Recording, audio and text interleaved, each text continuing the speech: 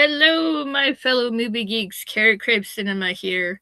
I thought that maybe we could do an intimate stream here celebrating my 1,500 subs because this wouldn't have happened without all of you. So I thought that it would be kind of cool to do some get to know me things and also do some movie trivia, which I think for the sake of time, because I did make 20 questions and I'm a chatterbox, so we could go for quite some time here. So I think we should do the movie trivia first. But before I do anything, I noticed that some cool people were already in my chat leaving some very sweet words. So I'm gonna address that first. Thank you so much, Russell. Hey, you have been amazing in my comments, so this is for you, buddy, because you are incredible, and thank you for leaving such awesome comments. I truly appreciate it. I hope you know that. Yes, if you want to, you can press the like button and get the party started and all that jazz. Hey, Shannon. Thank you for congratulating me. Thank you, Prince. Carrie Doobie Doo.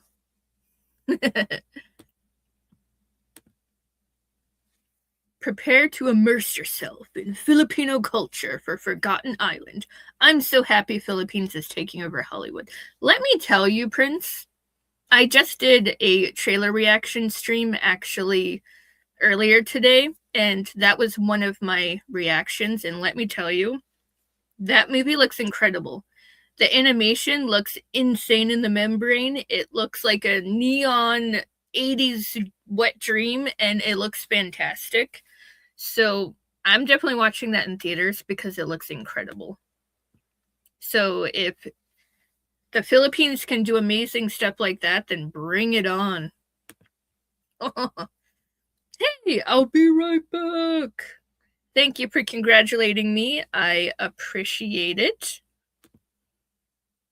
Yay, Val is here. Let the party begin. Yeah. Now, Val was sweet and made me a trivia game.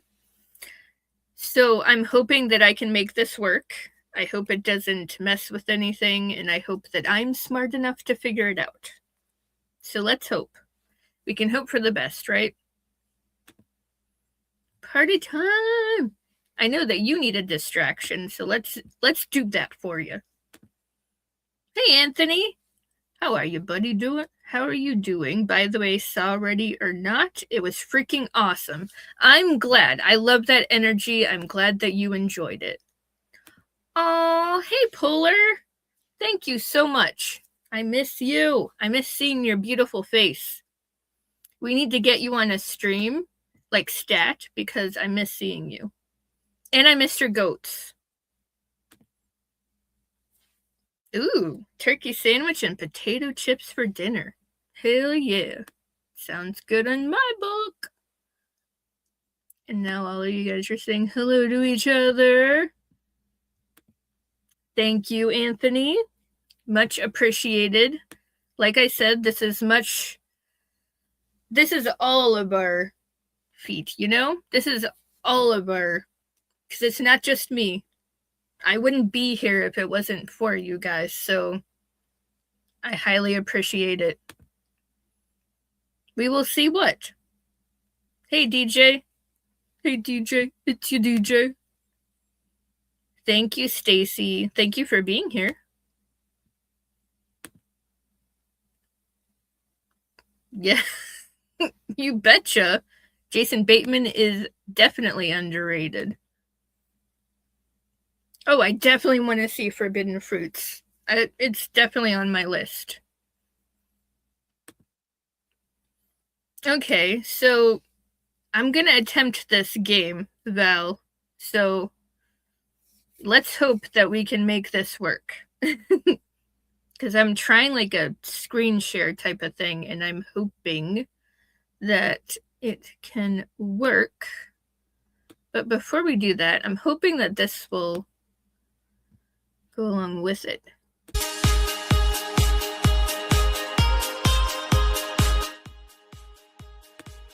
There we go. We need some party music.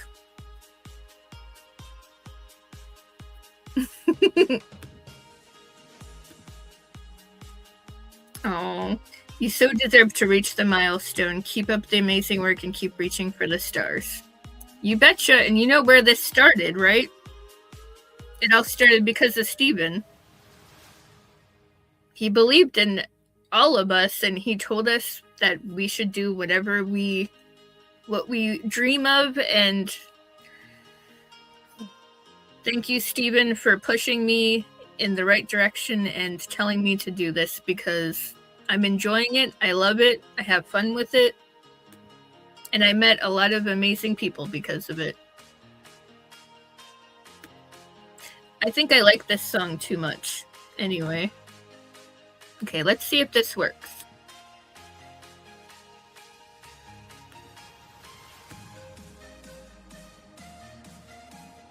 Please tell me y'all can see this. Oh, cool. Can you see this? Please, somebody tell me. Can you see that, Val? Does it look good?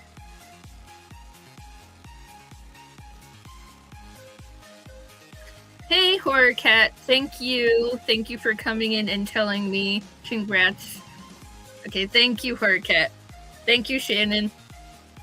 Okay. So, I'm going to do it this way.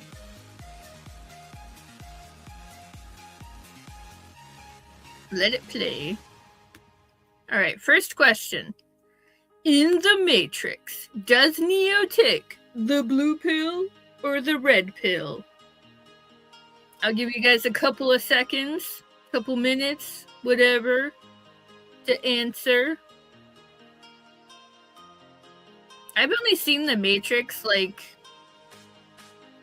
maybe once or twice, so I actually don't even remember if he took the blue or red pill.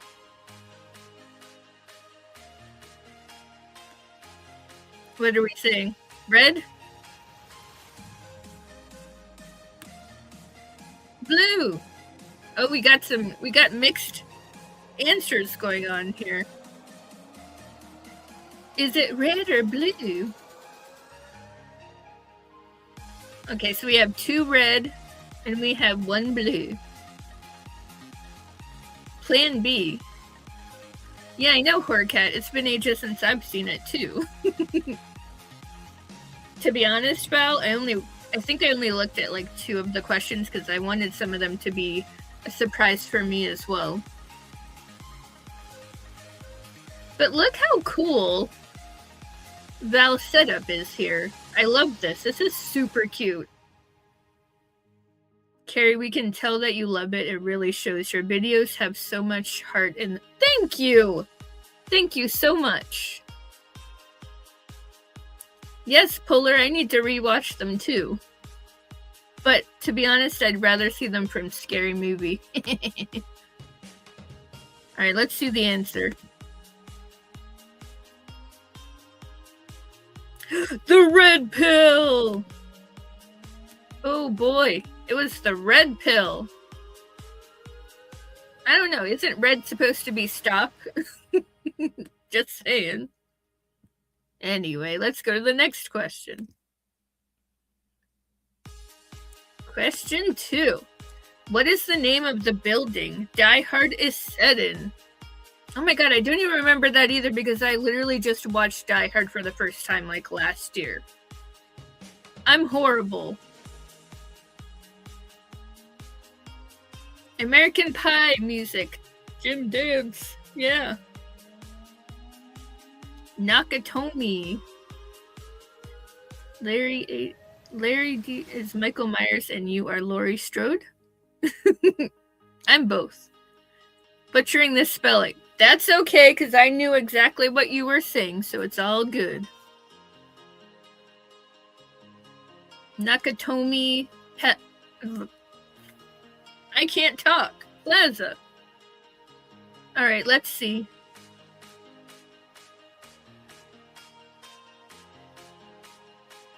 You guys are correct.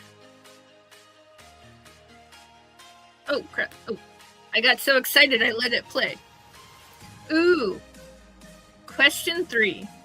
What Wes Craven movie had the marketing tagline of, "To avoid fainting, keep repeating it's only a movie"? Okay, I know this one, and I didn't even have to look at the answer for, because I had to look at this. But I know the answer to this one. Please tell me you guys know. It's one of his older ones. It's his most controversial one. Poor cat got it. You will know some of these. Yes. I'm just gonna say yes.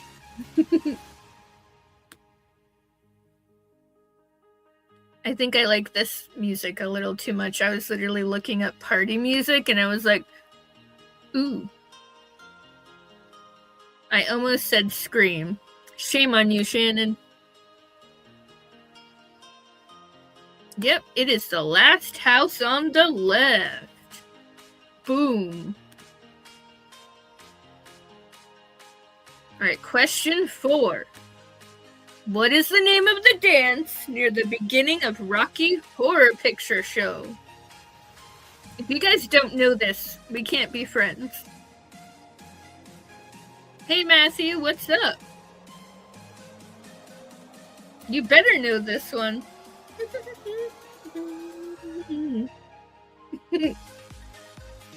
There you go. Horror cat, I think you got it.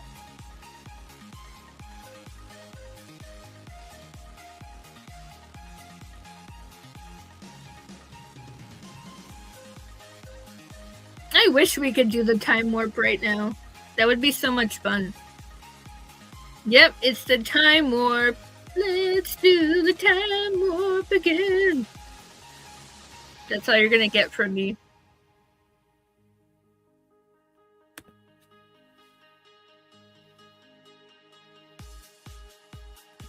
You betcha!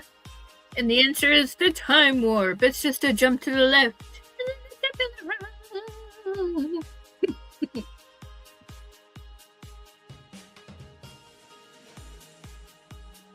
Ooh, what is a song that plays during the opening credits of Guardians of the Galaxy?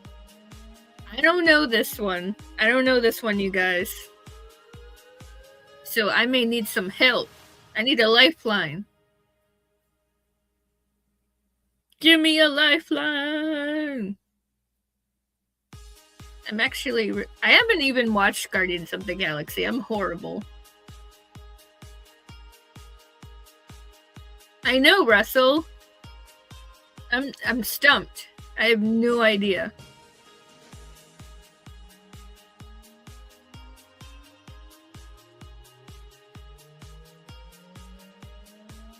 Come and get your love. Oh, you guys are gonna make me sing every song.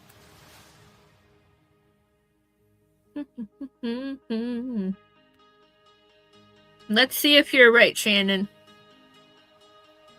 I think Val's saying that you are correct.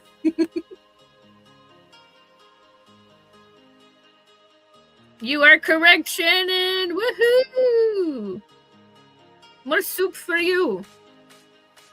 What was Uma Thurman character's real name in Kill Bill? Ooh! Do I remember this? What? Have you seen the Avengers? I might have seen like the first Avengers. Hey Ryan, what's up?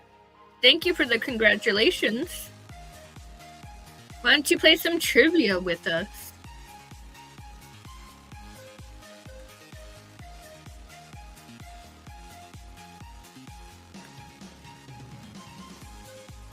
Does anybody know Uma Thurman's real name in Kill Bill?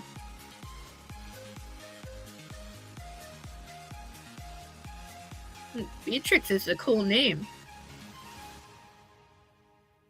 Oh, well, thank you for stopping in and showing some love. Much appreciated. I thought she was called the bride. I mean, they do call her that. Beatrix. Her real name, have no idea. Val is like, you got it half right.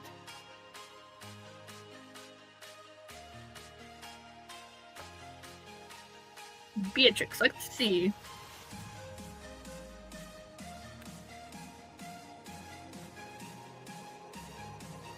Ooh, that was a team effort right there. Beatrix Kiddo. I thought it was like a nickname, like, hey kiddo. Ooh, I know this one. Who played Molly Brown in the movie Titanic? I hope you guys know this one. Don't let me down. She's a fantastic actress, I'll tell you that.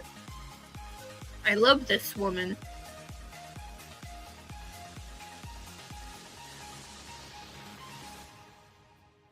No, not Winslet. Okay. Do we know the movie Misery? There you go, Shannon.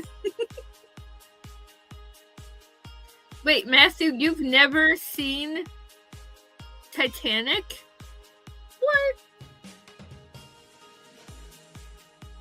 Oh, my Lanta.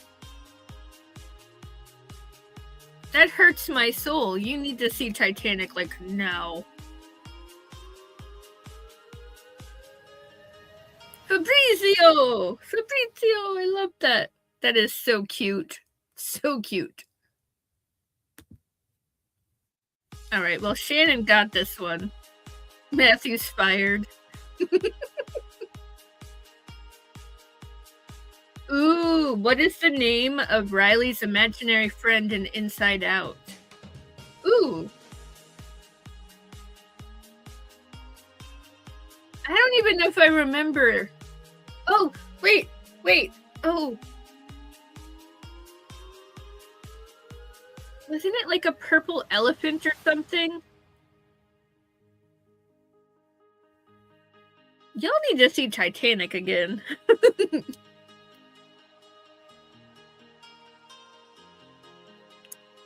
Go, Matthew!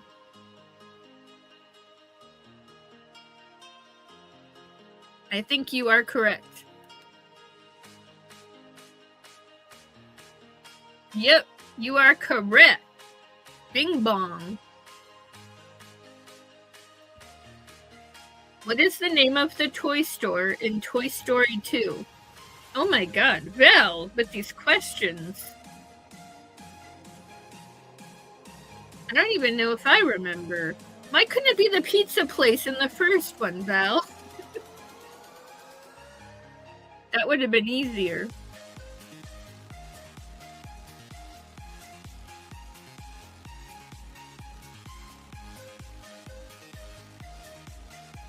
Toy Barn, I think. Oh, Al's Toy Barn. I try not to make my games too hard. Well, I'm not the greatest with names sometimes, you know?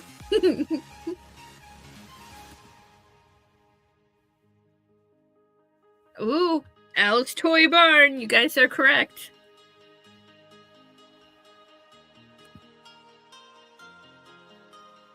What movie does the following line come from? Can I borrow your underpants for 10 minutes? I know this one. I know this one. I hope you guys know.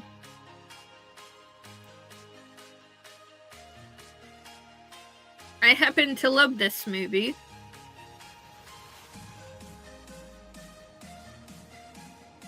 I hope you guys know. Otherwise, I'm stealing this one. I know I better know this one. There you go, Shannon. Man, you're goated right now. You are correct. It is 16 candles. I wish there was a picture. Because it would show them going like, oh!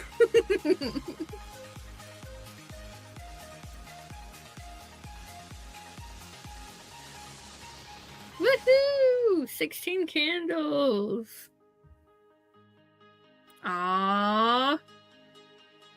For reaching this amazing channel. Thank you so much, Val.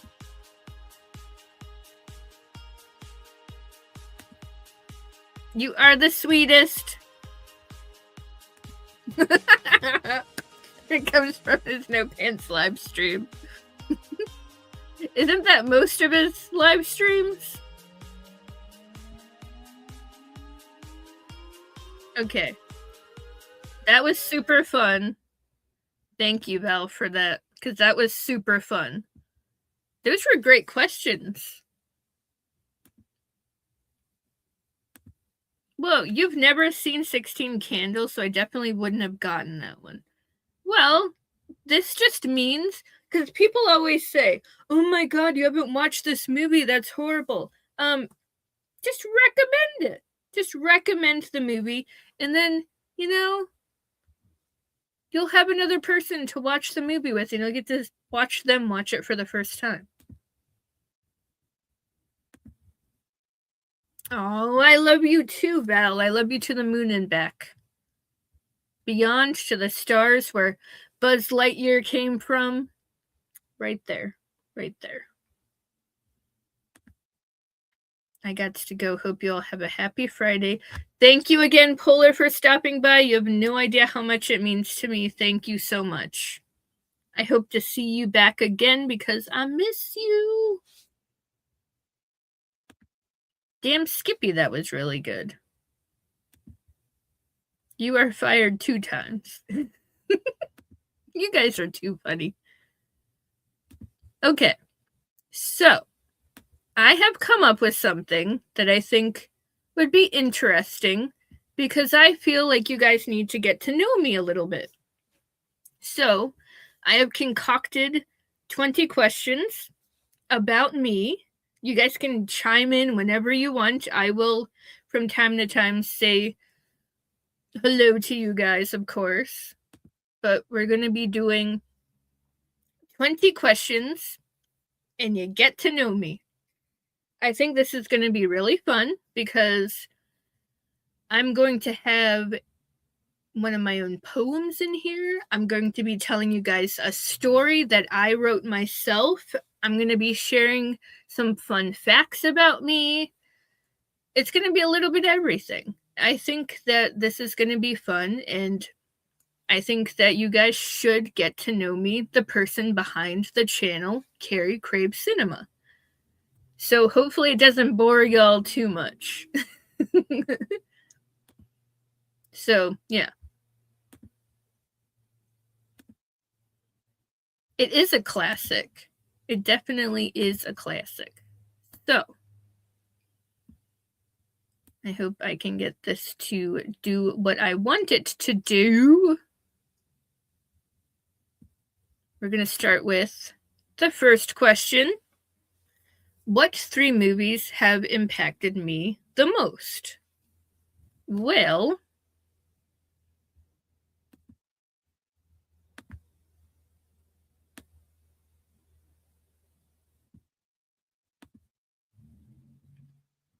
believe it or not, Death of a Salesman has been very impactful for me.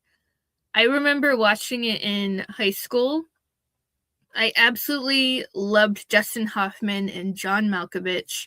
There's just something between these 2 characters and his dialogue. I love Dustin Hoffman's dialogue. Like, he just knows how to carry a scene by himself.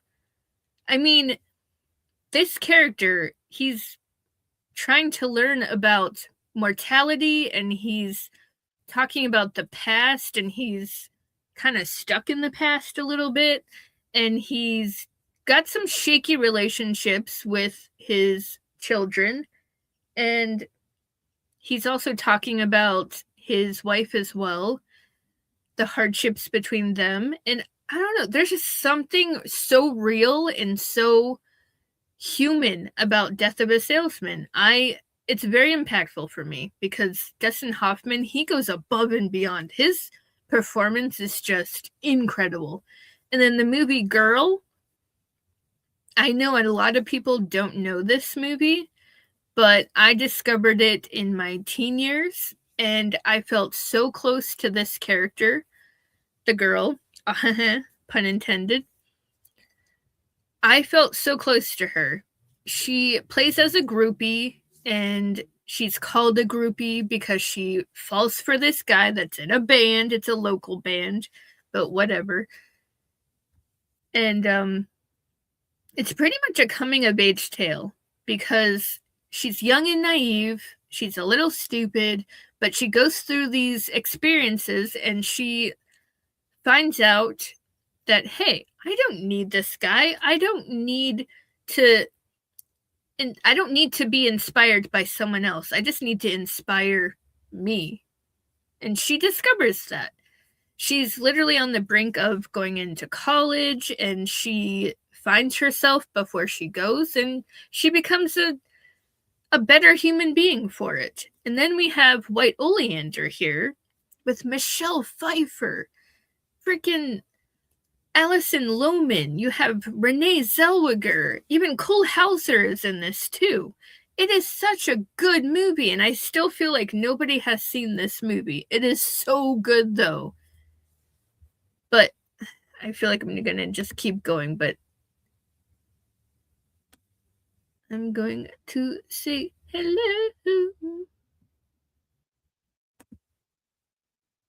Popping in to say congratulations on 1,500 subscribers. I'm going to bed as have work in the morning, but wanted to show my support. Well, thank you. I appreciate it. What, not Scream? I mean, I'm trying to think of the movies that have impacted me, like, on a deep level. I'm not saying that Scream hasn't, but I just feel like these movies have impacted me the most. Thank you, Em. Thank you for stopping by. Truly, truly appreciate it. Love that there are no horror movies on that list. Well, no, there's not. And I'm sorry for that.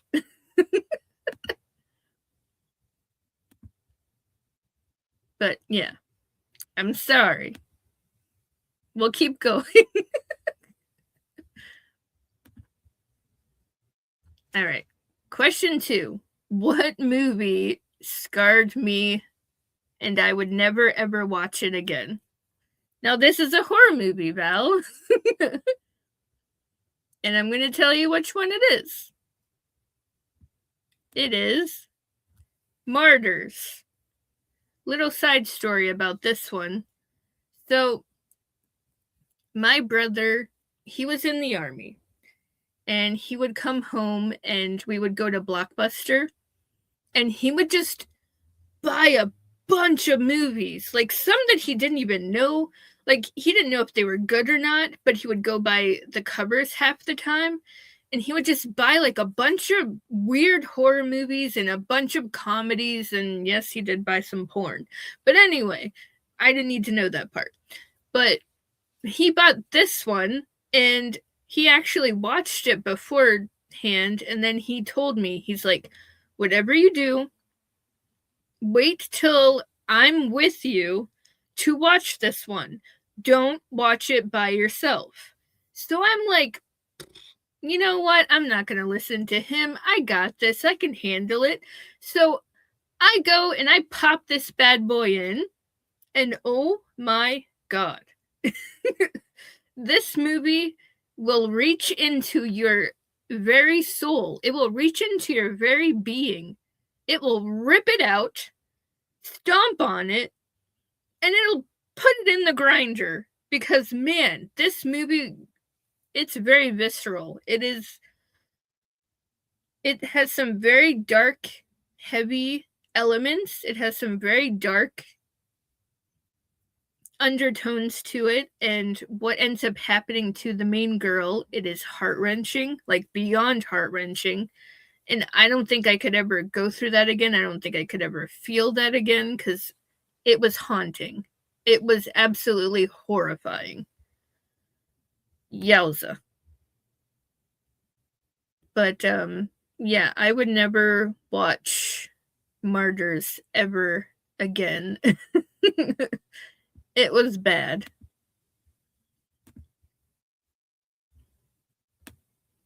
Let's go back to what y'all are talking about. See, now I have a horror movie. Never seen these movies before. Guess I'm fired. No, you're not fired. I just want you to go and watch them. If y'all haven't hit the like button, please do. Thank you for that, Val.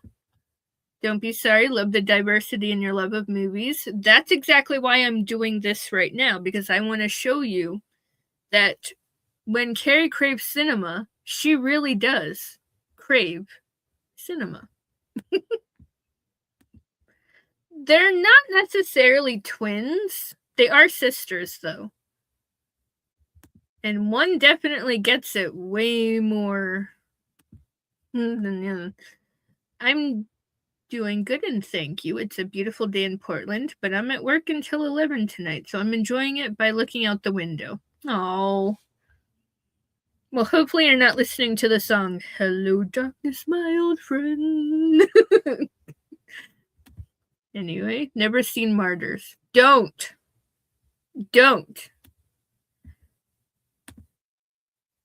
You haven't seen it either? Good, don't. I just warn you. Don't. Where is it? Yes, it's a one-time watch. One and done. Yep. Wham bam, thank you, ma'am. And then you walk away. I feel like I don't know you at all. Well, this is why we're doing a get to know me, because you're gonna see the road.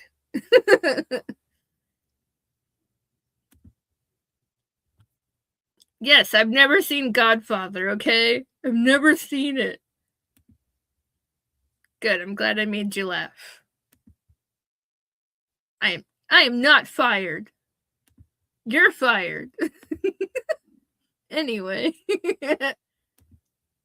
Thank you. It is too long. My attention span is like a squirrel going after an acorn, okay? That I can't do it. Anywhoozin. Ooh, now we get into this one. Who are my top 5 favorite directors? I love talking about this. I mean, who doesn't like talking about this? I mean, it's a fun subject for sure. But mine are, of course, we've got Wes Craven. I mean, I don't know if I told you guys this, but I did my senior project in high school on Wes Craven. And it was an absolute honor to be able to get to know him a lot more on an actual personable level.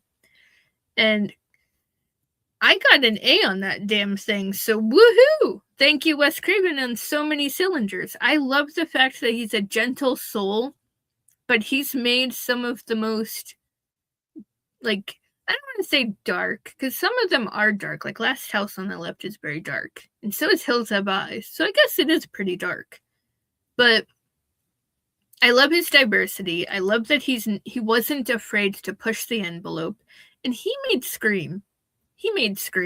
That's all I gotta say. I mean, the guy is just incredible, and he was incredible. I hate saying was, but... And then we've got Guillermo del Toro, which, by the way, I just saw him in a Patron commercial. He directed it. He directed a Patron commercial. It was freaking awesome. Anyway, I love Crimson Peak. It's become one of my favorite movies. I love Crimson Peak. I love the rendition of how he does ghosts, because they're not like typical ghosts. Like, they don't look like typical ghosts, and I love that. But Guillermo, he always makes everything so beautiful. He makes the most macabre visuals look so stunning. Like, even Shape of Water, I normally wouldn't like something like that. Like a sci-fi horror-esque kind of movie, like a romance. He makes it so beautiful, so stunning. I love his work. That's all I gotta say. John Hughes, this man is a one-man band. He writes and he also directed. He wrote things and he directed things. Literally, Ferris Bueller's Day Off. He wrote that script in like a night. Literally, and it wasn't even like the main thing he was writing. He was writing another movie, and then he was told, oh, you know what? I'm bored, so I'm going to write another script. And he ends up writing Ferris Bueller's Day Off in like a freaking night. Like, that's insane. Because it's an incredible movie. And then Ty West, I love his style. He's like the only director that I actually don't mind slow burns, because he tends to do a lot of slow burns in his directing.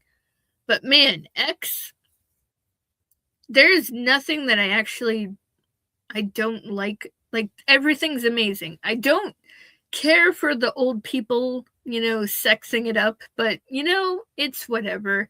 It went with the story, so you kind of have to deal with it. There's a lot of heat in that movie. There's a lot of ooh la la. Just deal with it. And then Steven Spielberg, do we really need to explain why he's incredible? He's made so many outstanding films. I mean, he made E.T., he made Jaws, Jurassic Park. I mean, I don't think I need to keep going. The guy is a genius. I mean, he has to be on the list, right? I mean, holy gee whiz. I'm back again. Off my soapbox for the moment. Let's see, where did I leave off? Well, of course. Wes Craven definitely is. Yeah, you kind of figured John Hughes, right? I mean, he's incredible.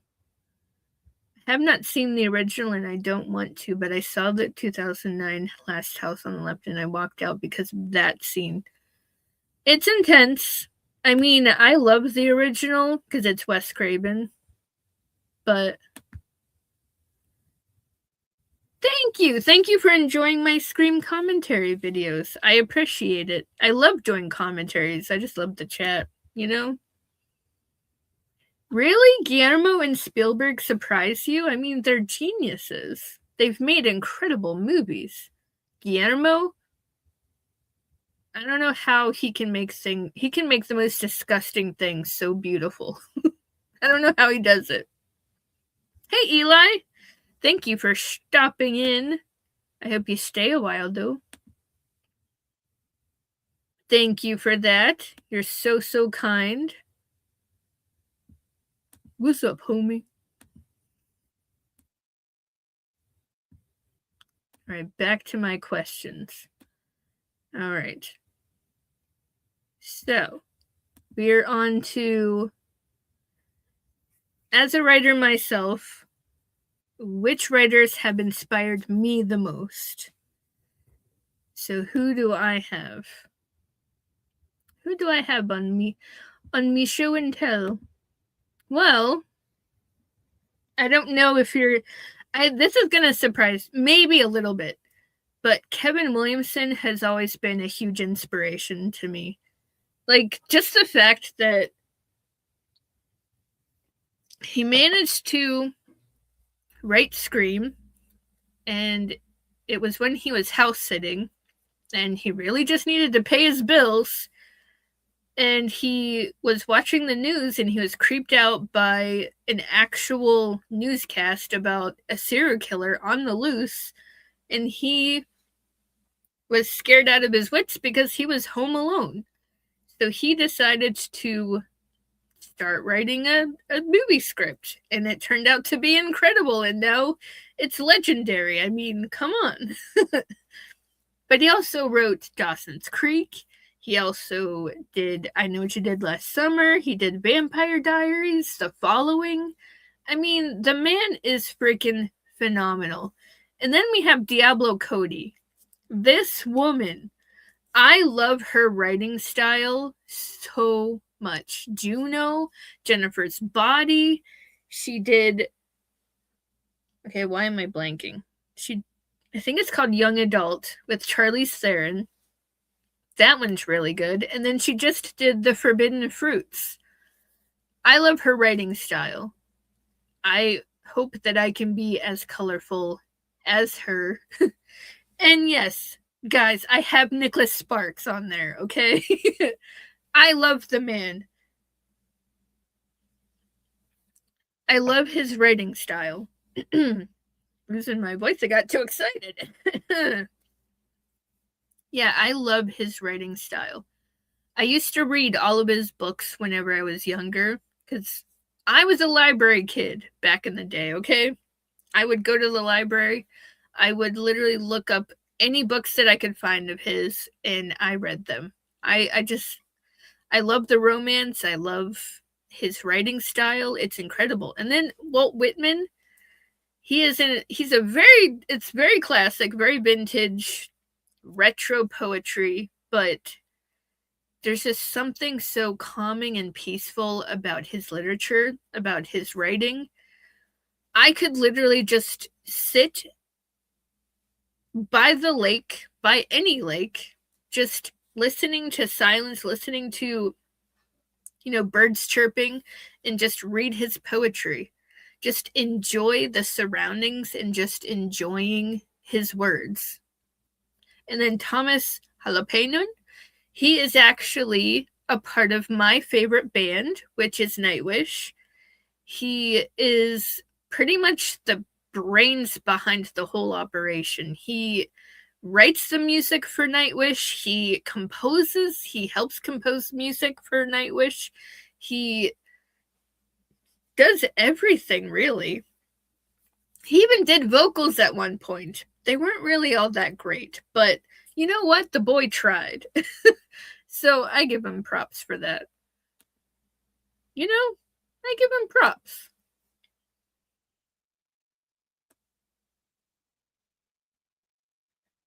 Let's see. Aw, gotta go back to work. Okay, you have a great day. And hopefully you actually get to go outside. Thank you, Russell. If you don't know this about Carey, but before her YouTube channel came to be, she had a web page for all her writing. Do you still have that page? Yes, actually the link is still in my YouTube channel, believe it or not. There's not much left on there. I need to continue to do it. I need to get my stuff out there more. But yeah, I definitely need to get back into that. Thomas Jalapeno. I'm sorry. Shannon broke me. I'm sorry. Thomas Jalapeno. The only writer I know of on this list is Kevin Williamson. Never heard of the other ones. Well, you need to look them up because they have amazing work. Oh, Shannon, I need to get myself back because you're breaking me here. It's too funny. Thomas Jalapeno. It's Thomas, or in Finland, because he's from Finland, it's Tuomas Jalapeno. Jalapeno. See, now I can't say it right anymore. You got me. I can't say it. It's broken now. It's broken. Anyway, we'll move on. We shall move on.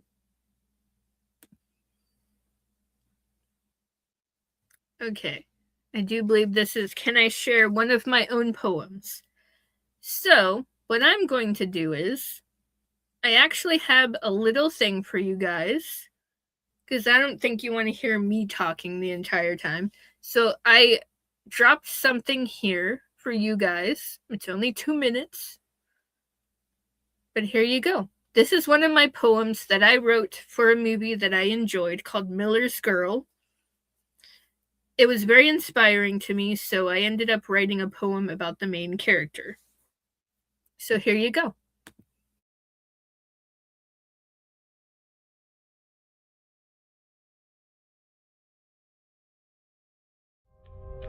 What's your name? Cairo Sweet. What is an adult? I'm 18, languishing in the wilds of nowhere, Tennessee. Don't know how I'll ever break this curse.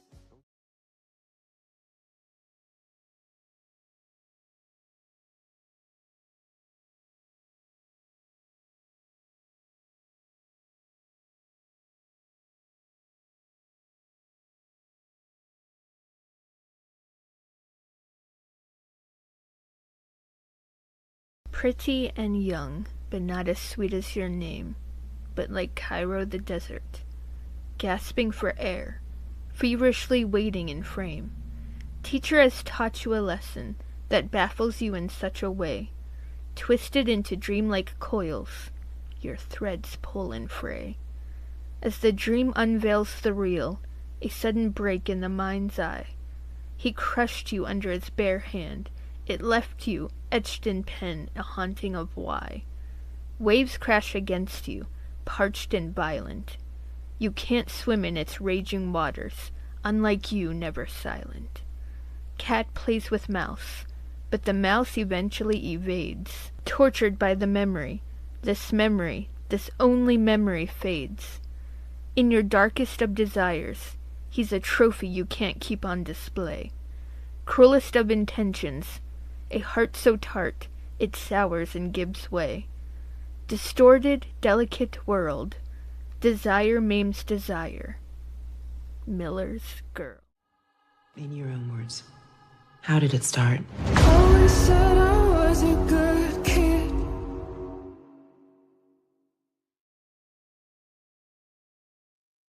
Woo!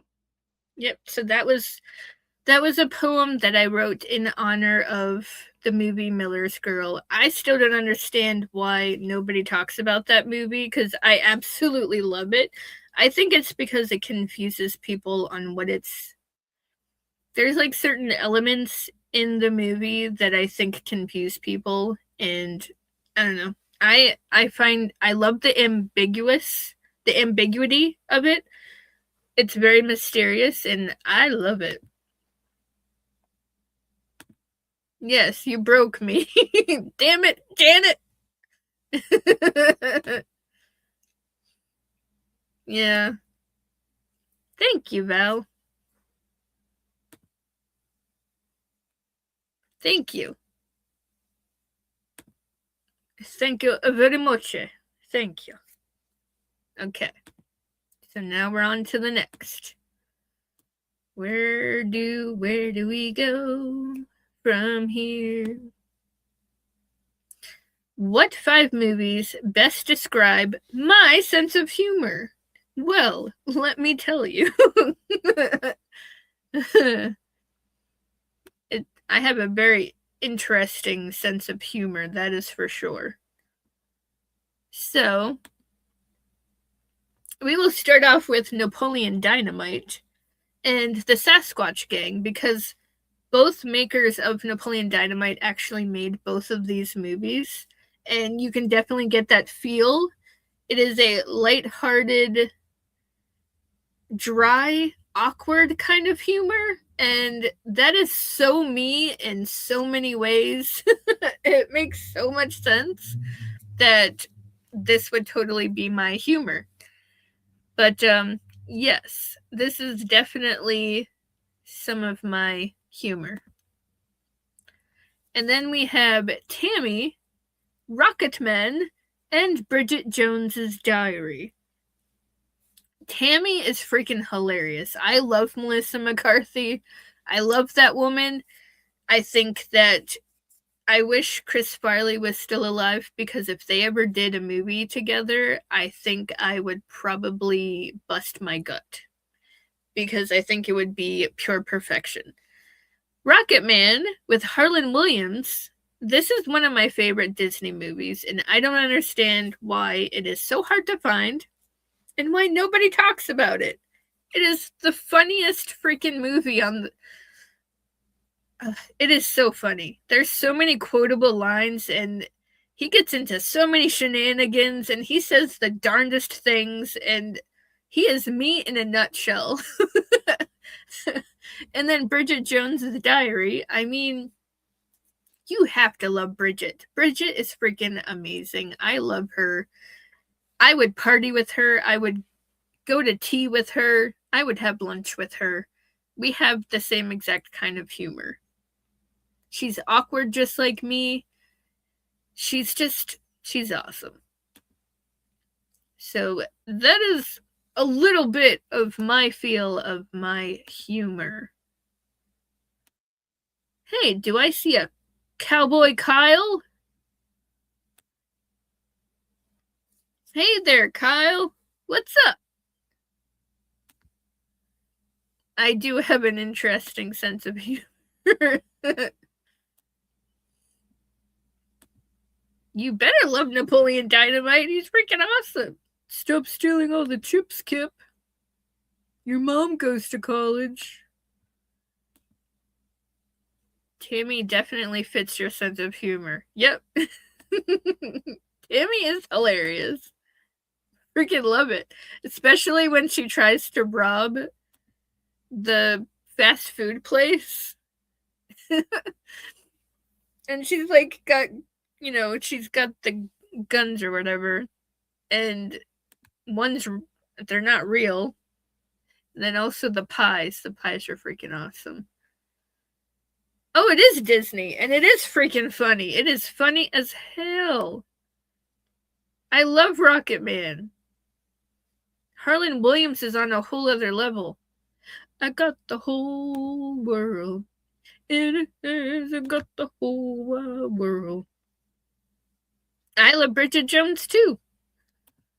She's freaking awesome. Alright, next question. What movies have a deep connection to me even as a kid? Let's give it a share, shall we? Let's see if I can find where I left off, because that can be difficult sometimes. So, A Little Princess. I don't know if you guys know this movie. It is actually a remake of the Shirley Temple, because Shirley Temple did it first. And then there's this one. This one's the 90s version of A Little Princess. And I freaking love this movie, and every single time that ending, I still cry to this day. It is too sad. And then we have Pippi Longstocking. I'm sorry, but I grew up with this movie. I absolutely love it. I love how adventurous she is. I love that she meets these two kids. They are kind of snobby and sheltered, and she breaks them out of their shells, and they blossom, and they become greatest of friends. And how could you be mad at that? And she has a cool horse, and she's got a pet monkey. I mean, she's got everything. She is one cool kid that I would hang out with. Okay?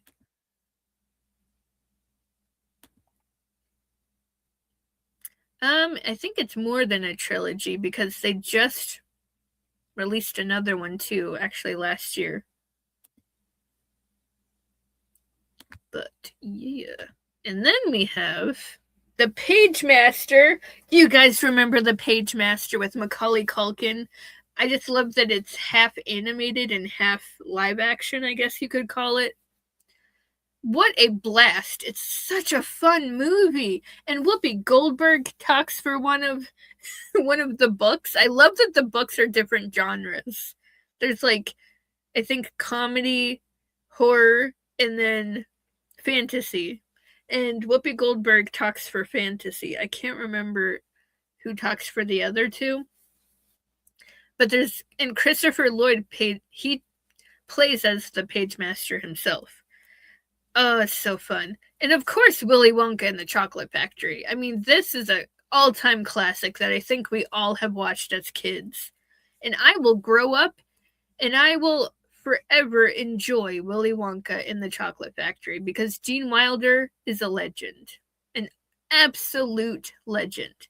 And then we have The Secret Garden. I have not watched the newer one. I definitely want to. I keep kicking myself. I'm like, why haven't you watched it yet? But I remember the one with Camilla Bell. I think that's her name. Camilla? But yeah, she plays in the one that I remember.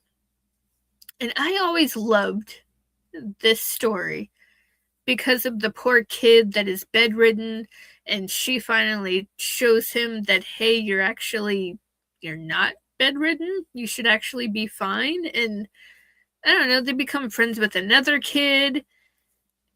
It's an amazing story. Like, I don't know. I always loved those coming of age kind of either adventure or coming of age stories. That's usually normally where I would.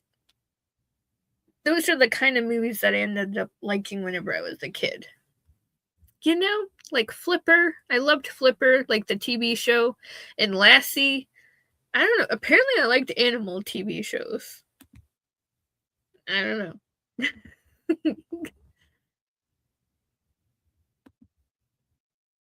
My family called me Pippi when I was a young kid.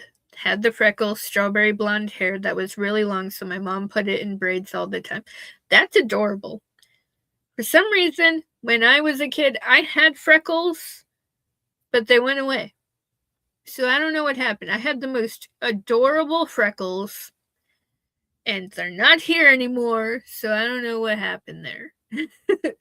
Strawberry blonde hair. I didn't have strawberry blonde, but I had like really dirty, sandy blonde hair.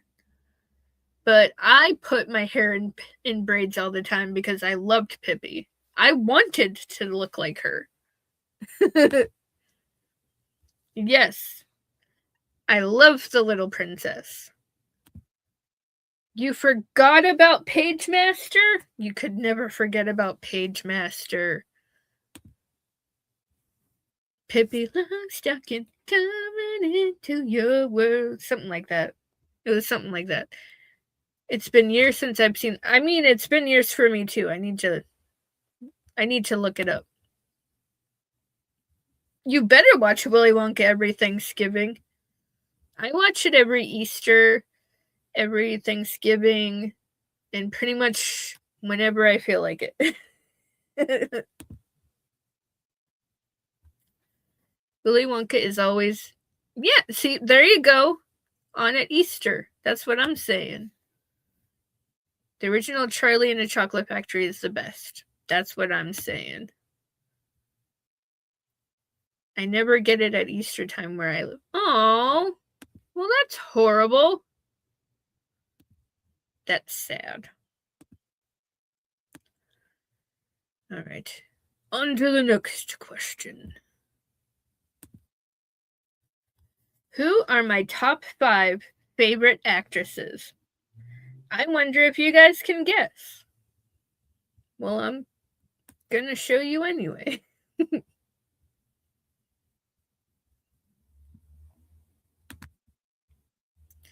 So, of course, we have Meryl Streep. That woman is an absolute legend. I mean, every single movie that she has been in, I absolutely adore. I love Out of Africa. I feel like nobody knows that movie and nobody talks about that movie. I remember watching it in a class called Classic Films in high school, and I fell in love with it even then. Everybody else was like, this is boring. And I was like, dude, this is so good. So I had to find it when I got older, and now I own it on DVD. And it's an honor. And then, of course, we have Sarah Michelle Gellar. I mean, she has an incredible filmography. Cruel Intentions. She's got Simply Irresistible with Sean Patrick Flannery. She has The Grudge. She has Oh my god. Like, I could keep going. Like, she's done so many. I mean, obviously, Buffy the Vampire Slayer. That's my main squeeze right there. One of my favorite TV shows of all time. And then, of course, Neve Campbell. How could I not say Neve Campbell? She was in Scream, of course. Is in Scream. Still is. The Craft. Three to Tango. Wild Things. The list could go on and on. There's so many good movies that all of these ladies have done. So hats off, kudos. And then we, of course, have Marilyn Monroe and Michelle Pfeiffer. Marilyn Monroe, in my opinion, she is one of the most misunderstood people that ever walked the face of the earth, because everybody always saw her as a sex symbol. She's beautiful, she's beautiful, she's beautiful, but I feel like there was a lot more to her than the world allowed her to show. Because I think she wanted to show her intelligence, she wanted to show her wisdom, she wanted to show other sides of her, but they wouldn't let her because they're just saying, let's lead with sex. Let's lead with the fact that you are absolutely gorgeous. And that's all that they wanted to show. And it's disheartening because I know that there was a lot more to her. I know there was. But they wouldn't let it. They wouldn't let her be her. And it's a shame. I actually have a collection of her movies, and I love watching them. I absolutely love her energy, and I love her. I love her soul. She was gone way too soon. And then Michelle Pfeiffer here. How could you not love Michelle Pfeiffer? She's in two movies that I hold so very dear, which we just talked about, which was White Oleander, and then What Lies Beneath. That's one of my favorite movies. I love What Lies Beneath. Oh my god. And she's done The Story of Us with Bruce Willis. She's in I Could Never Be Your, I think it's called I Could Never Be Your Woman with Paul Rudd. That movie is so good. She's done so many. Like, she's an incredible actress.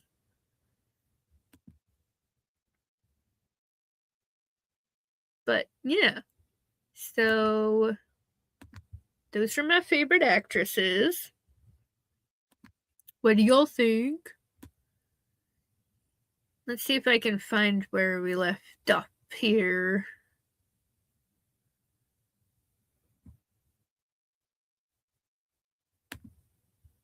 Oh, hell yeah, Devil Wears Prada. I love her in Devil Wears Prada. She's freaking fantastic.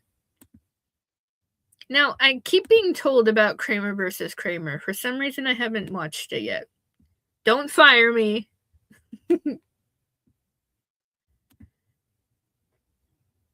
I mean, she's a very good actress. She is. Love The Craft. I know, you just watched it, and you better have loved it. And damn Skippy, she's iconic. Oh no, it's you again. Well, you need to start emailing some people to start showing it. There you go.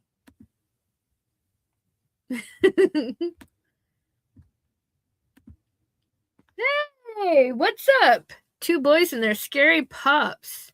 I know, tragic childhood for Monroe. Definitely. Thank you for the congrats. You know how I feel about her.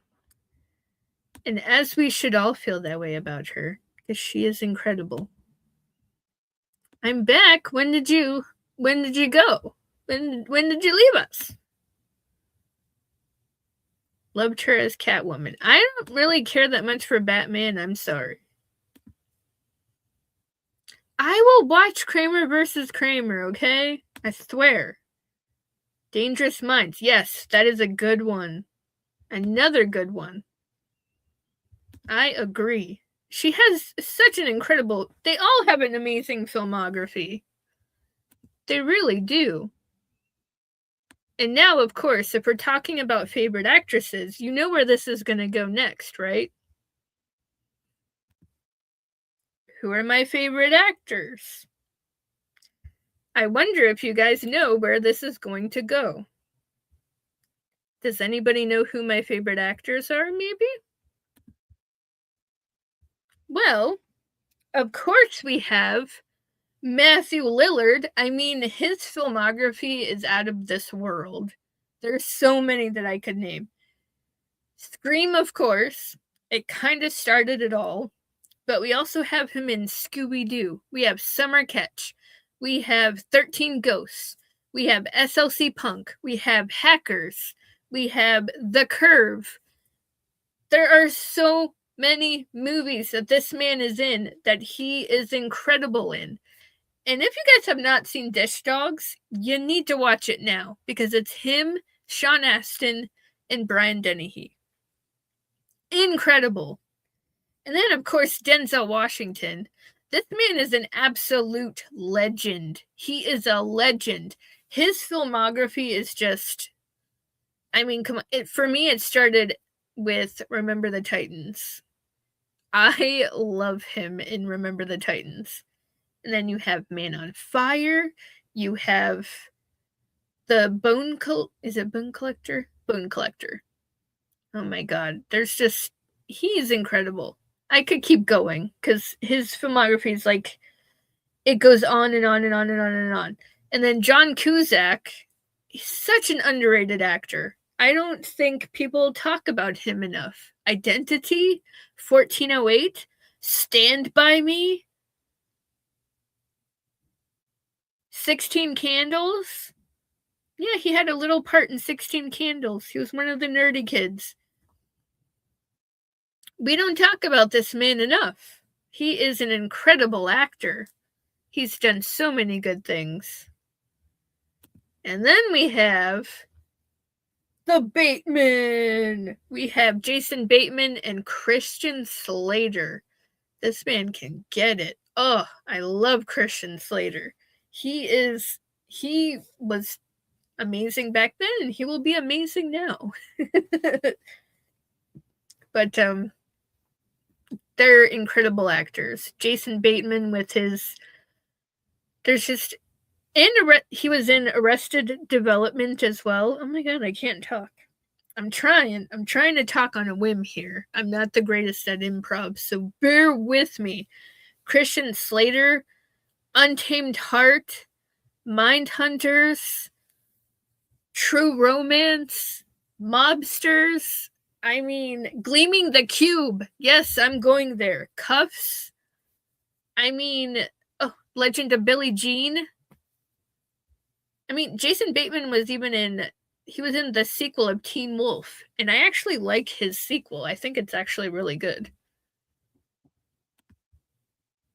I think he did a phenomenal job. Wouldn't you? Yes, Without a Paddle as well. I friggin' love Without a Paddle.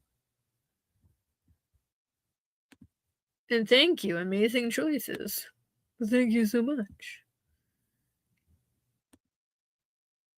Oh, well, we're very, very glad that you are here. People start talking crazy conspiracies. I say that, well, I don't think she did. I don't know. Yeah, you are right. You are right. Have you seen The Family where De Niro and Pfeiffer are married? The Family? We are doing good, Eric. Loved seeing your pictures from the stew house. Oh, hell yeah. Next time, take me with you. I had a blast going, Val, and wanted to try to stay the night, but now price is up since... Yeah, definitely. Should have known. I love 13 Ghosts. 13 Ghosts is fan-fucking-tastic. There, I said it. I said it. Yes, Broken Arrow. Which, by the way, has the theme of Dewey, by the way. Did you guys know that? That Dewey's theme is actually in Broken Arrow. Uh-oh. Yes, and Heather's too. That's another good one. Here I am. Peekaboo. Okay. The next question. Question 10. What 5 movies have I watched the most then and now? Which just means that these are movies that I watch, that I've probably watched dozens and dozens of times. I can't even say the word anymore because I've said it so much. But I don't know if you guys have seen Funny Farm with Chevy Chase, but it is hilarious. I absolutely love this movie. I could watch it over and over and over again. It is just a fun time. Scream 2, I will tell you why it's Scream 2. I have a little story, a backstory on that one. When I was younger, me and my cousin, when I would go to her house, the very first thing that she would always say is, "Do you want to watch Scream 2?" And I'm like, "Yeah." So then I go and we watch Scream 2 every single time that we would see each other. It was almost like a tradition at that point. And it did last for quite some time until we wore the damn VHS out. Then it became Twister, then it became Titanic. We had, our moments. And then Billy Madison. Who doesn't like Billy Madison? Shampoo is better. It leaves your hair silky and smooth. Conditioner is better. I mean, come on. The Penguin, Chris Farley, peeing your pants is cool. I mean, it's such a good time. It's such a fun movie. It's Adam Sandler at his absolute prime. You can't go wrong. And then, of course, The Breakfast Club. I know this movie inside and out. I could quote this movie, like, inside and out. Like, everything about it, it is an absolute classic. It is perfection. And then, of course, Clueless. I grew up with Clueless. My imaginary friend's name was Cher, okay, when I was a kid. I loved this movie so much. And look at the style. The clothes in there were so freaking amazing. Everything about this movie was amazing. And hats off to Brittany Murphy. And I love her with red hair. She rocked that shit. I actually think that she might be one of my favorite. They're all my favorite. But I think she was high up on my list of favorite characters in that one because she was the realist, okay? She was the realist. So there are my 5 movies that I've watched the most then and now. Let's see. That's right. Stop looking at me, Swan. Yep. Don't you forget about me. As if I own Uptown Girls, okay? I love Brittany Murphy. Brittany Murphy was an absolute gem. It sucks so bad that she passed so early. She's behind me on the couch. Carey put her to sleep. Well, you're welcome. I think that was probably actually a good thing, wouldn't you say? Yeah, you're welcome. I know that didn't punitive, but it's enough to derail a conspiracy theory. Yeah. That's right, the theme song. Scream 2. You betcha. Dewey's theme in Broken Arrow is used for Travolta's character, and he's the villain, the total opposite of Dewey. I know. So I feel like Dewey, he kind of portrays the song a little bit better, wouldn't you say? I love Breakfast Club. How come Andrew gets to get up? If he gets up, we'll all get up. It'll be anarchy. Everything about that movie is just, it's magical. I love that movie. They have the greatest characters. The greatest characters. Ooh, so question 11. I think you guys will like this one. What are my top 5 Stephen King adaptations? I mean, they're probably going to be pretty obvious, like, for the most part. Actually, most of them will probably be obvious. But of course, we've got Pet Sematary. That's the first horror movie that I watched. I was a young kid and I watched it at a sleepover at my cousin's, and they're like, "Hey, do you want to watch a movie?" And I'm like, "Yeah." And they're like, "Well, it's kind of a scary movie." And I'm like, "I don't care. I'll watch it with you guys. I'll be okay." So then I watch it, and I had nightmares for weeks. You know, I feel bad for my mom. She's the one who had to deal with that shit. And then, of course, The Shining. The Shining is just, that movie is gold. It's actually my comfort movie. I know this sounds weird, but whenever I'm in like one of those moods where I feel like the whole world sucks and that I just want to crawl up in a corner somewhere with a blanket in the dark, I want to watch The Shining.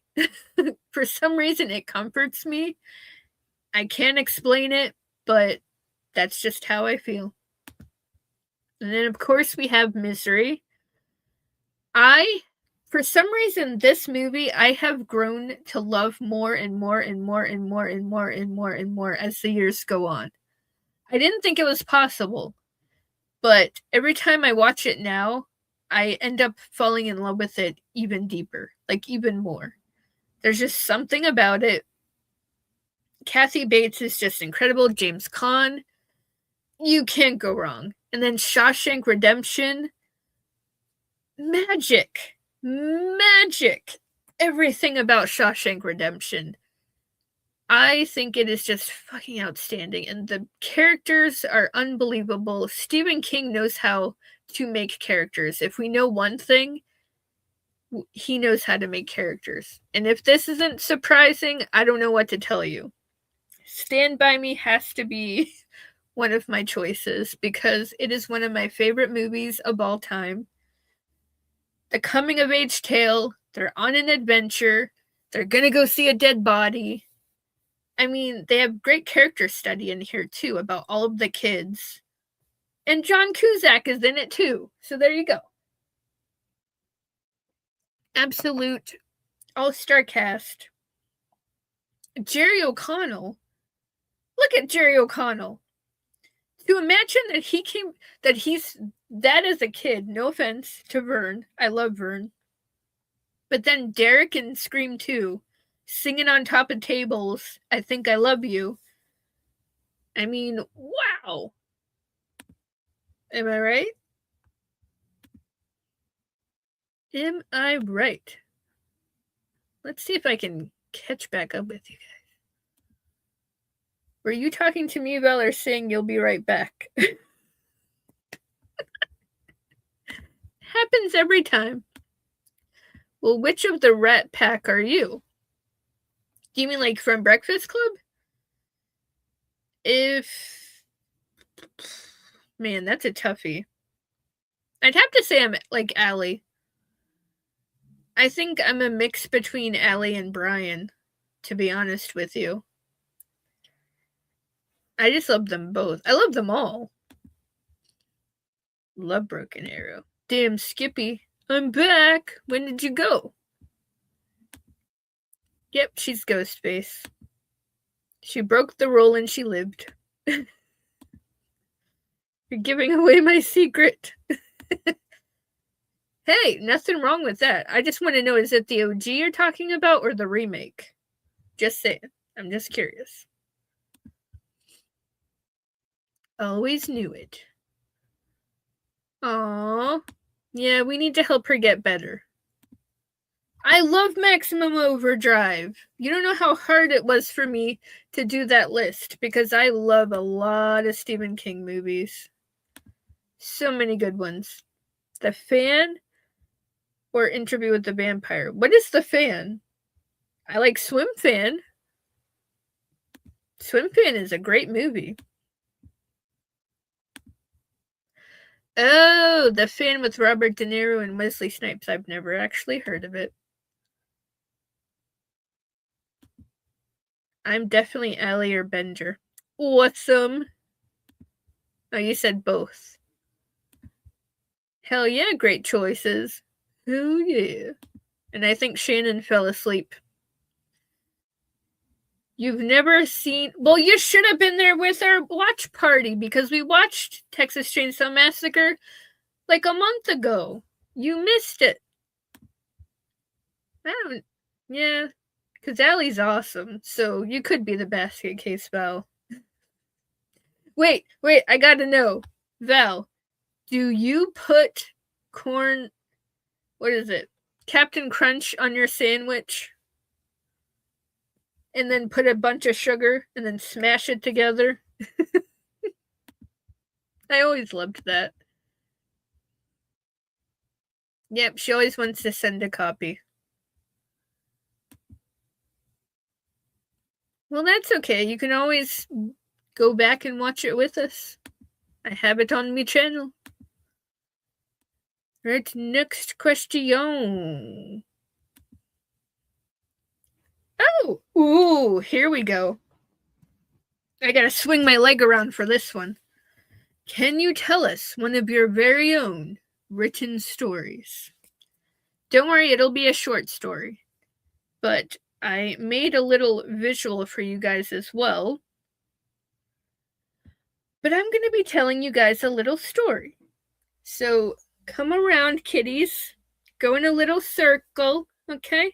Go a little, do your little Indian style legs, okay? Come into the circle. You are awake?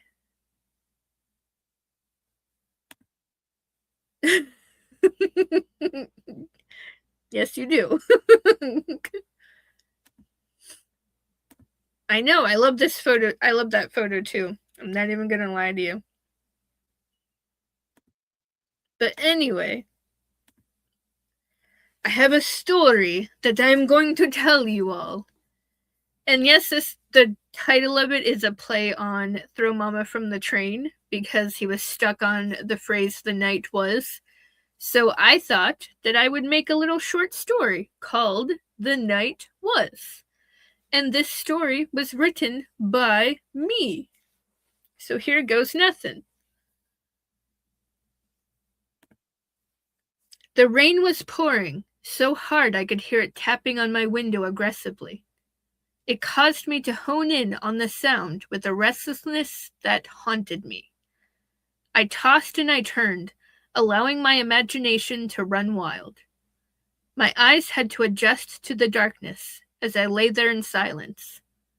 I then heard a creaking coming from my closet door. My body froze in absolute terror. I felt paralyzed, too anxious to turn my head to the sound. From the corner of my eye, the door slowly opened further and further. There was a shadow, flowing like black smoke, and then it appeared. Its claw-like fingers opened the door slowly, and my heart stopped as the shape of it was revealed. I blinked numerous times, in hopes this was only a dream, only it was not going away. Its mouth was grinning with curled lips over sharp teeth. Its breathing was heavy as it approached closer and closer. I gripped onto my blanket, forcing it over my face to shield me from the horrific sight, hoping it would just go away. I waited with my blanket held tight over my eyes. The footsteps were heavier, louder, and the breathing was like a smoky heat that I could feel almost piercing my skin. Fear overcame me as the footsteps stopped right beside me. There was then a weight over me, pressing heavy on top of my frozen body. Its claws pierced through my blanket and into me. The pain was intense, a stinging sensation that rushed through me, stole my every deepening breath as I convulsed with terror. It ripped the blanket off the bed like a rush of wind. I had nothing else to shield me from this thing. It snarled as it dug its claws deeper into my shivering skin. I attempted to break free from its hold, but it only fed off of my fear. It smiled as its claws found my throat, every breath more faint than the last. I could not fight this thing off. It was like air, like a toxic air that fills your lungs black and potent. Its eyes burned a bright red as my life drained with every stronger grip. I felt myself fading. As I faded, my body was floating almost as if in the ocean, weightless as every wave crashed against me. At this very moment, I was embracing death, romanticizing perhaps a soft, gentle release, but instead, it was like an earthquake. A grip so tight erupted around me. I felt the strong hold so aggressive and urgent.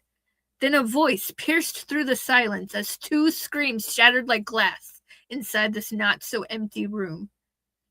The voice sounded familiar, then arose to light. It was my mother, urging me to wake. "Please wake up! It's only a nightmare!"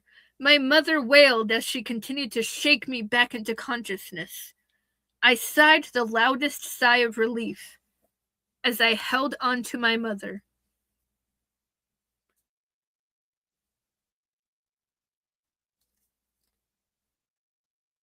For nurturing comfort, as she held me, drenched in sweat and tears rolling down my face. She then looked down at her hand in sheer terror. "Where did this blood come from?" She looks around my body, then sees it. There is blood streaming down my back, a wound that pierced from my stomach through my back. Oh my God, was it real?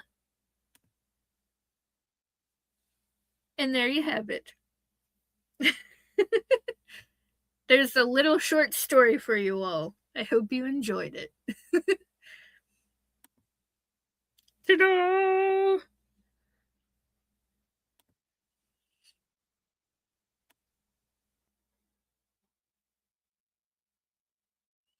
I have to find where you guys left off.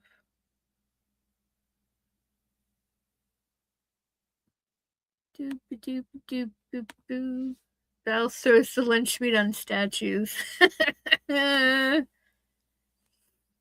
Absolutely.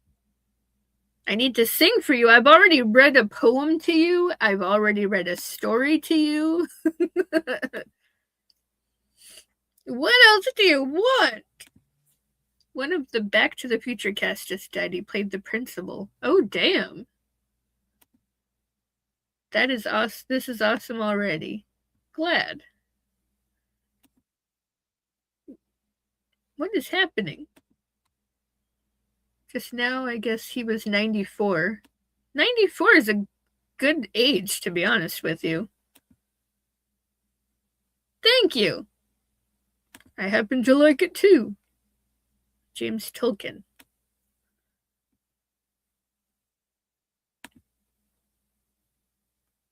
He was also in Top Gun. Cool. Thank you. I'm glad that you enjoyed. Oh, and Problem Child 2. What program did you use for the animation to story? Well, I'm not proud of it, but I did use Gemini.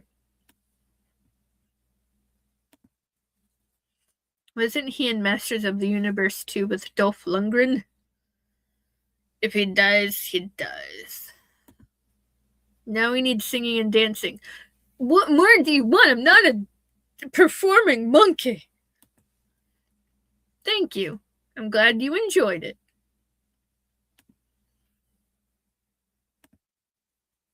Alright, what is the next question? Ooh, what are my top 5 favorite musicals? I think you guys already pretty much know the majority of these. But I absolutely love The Greatest Showman. I think that it is an absolute masterpiece. I love that all of the music is original. I love that Hugh Jackman, he used his own money to help budget and pay for this movie, like to be made. And it definitely shows because he was incredible. So, definitely one of my absolute favorite musicals. And then we have Joseph and the Technicolor Dreamcoat. I'm sorry, but I love this musical. I remember it as a kid, and I remember it in chorus class, and I still watch it now. And I think that the songs are very catchy. And then we have Mamma Mia with, of course, Meryl Streep. I love ABBA, so I think that this is just incredible. And Amanda Seyfried is absolutely amazing. And obviously, the songs are out of this world, and the way they perform them is out of this world. So, what can go wrong, you know? And then we have I love Madonna. I feel like she can do no wrong, and she did amazing in Evita. I think it is an incredible musical. Don't Cry for Me, Argentina is one of the best songs. I mean, it is so sad, but it is so beautiful. And then, of course, we have The Wizard of Oz. I mean, Judy Garland singing Somewhere Over the Rainbow. It's magical. It is absolutely magical. And I also love when they sing about their brain, their heart, and their courage. Absolutely incredible. It is a classic. An absolute classic. Am I right? You bet your sweet ass. Is in Masters of the Universe. Rocky Horror Picture Show is an epic musical. Yes, it is. I like it better when Anthony Stewart Head did a rendition of it. And I do love Tim Curry too. Don't you twist my words. He's a great actor this year. Been crazy on people passing away. I know. It was ready. Good one there. I have a tattoo of Into the Woods. That's freaking awesome. Hugh Jackman is an amazing human being. He was so awesome when he was here in Milwaukee promoting his latest movie. I can imagine. The guy can do no wrong. He's just incredible. He can sing. My God, can he sing. It is an effing masterpiece. It is an absolute masterpiece. You betcha.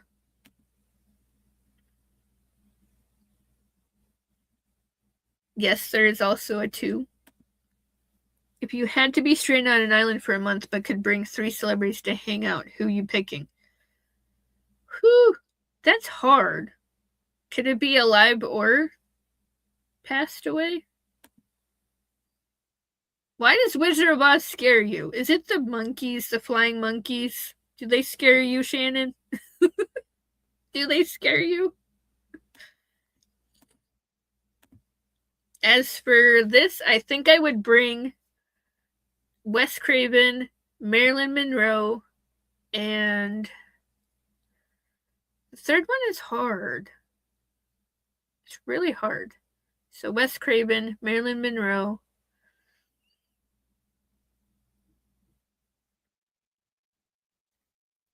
and Chris Farley. There.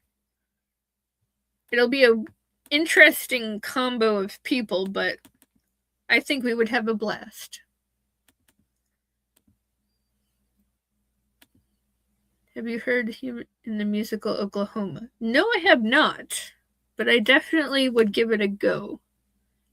Little Shop of Horrors. I love Rick Moranis. You gotta love him. Return to Oz is a scary one. Yeah. That it is. That it is. There we go.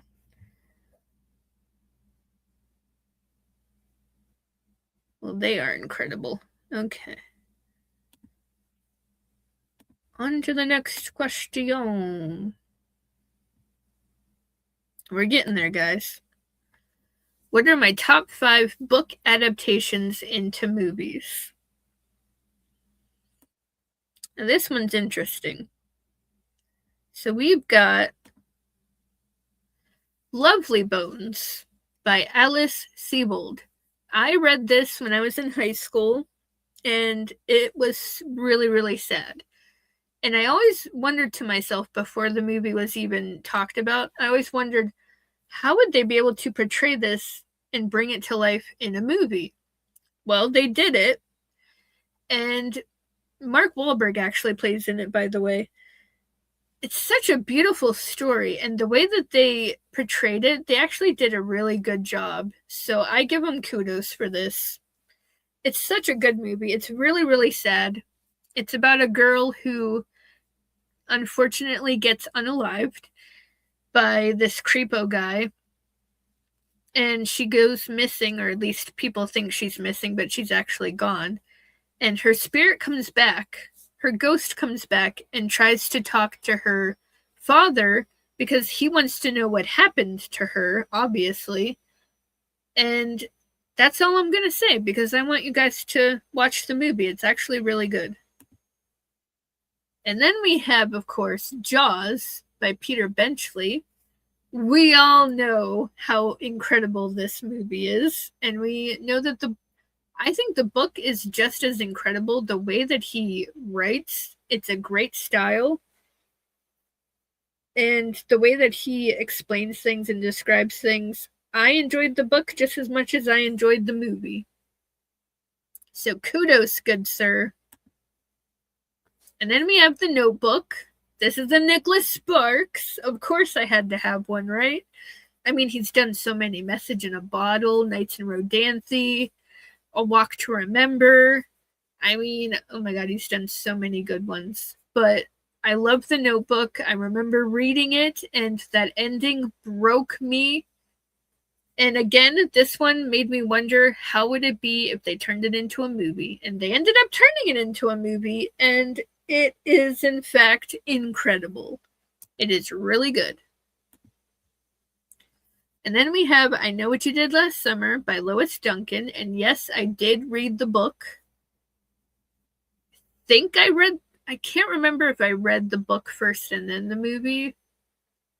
But I think the movie came out first and then I read the book. I don't remember much about the book, but I remember enjoying it. But I know that I liked Lois Duncan's stuff, so I had to add it. Because then we have another Lois Duncan, and I don't think you guys have ever heard of this one, but it's called Killing Mr. Griffin, and this one's really good. Because they actually turned it into a TV movie. It actually wasn't the greatest of quality, but the Pink Power Ranger plays in the freaking TV movie. Isn't that awesome? Yes, the Pink Power Ranger, Amy. Why am I blanking on her name? Amy Jo Johnson. There we go. Got it. Yes, she plays in this movie, and it's really good. It's just basically about they don't like their teacher, so they kind of kidnap him, and they plan on killing him, and if I remember correctly, it actually ends up backfiring. But yeah, it's really good. I enjoy it. I enjoyed it. I need to find it and watch it again because it's been so long. My cousin actually was the one that showed me this one, and I highly enjoyed it. So let's see what you guys have to say.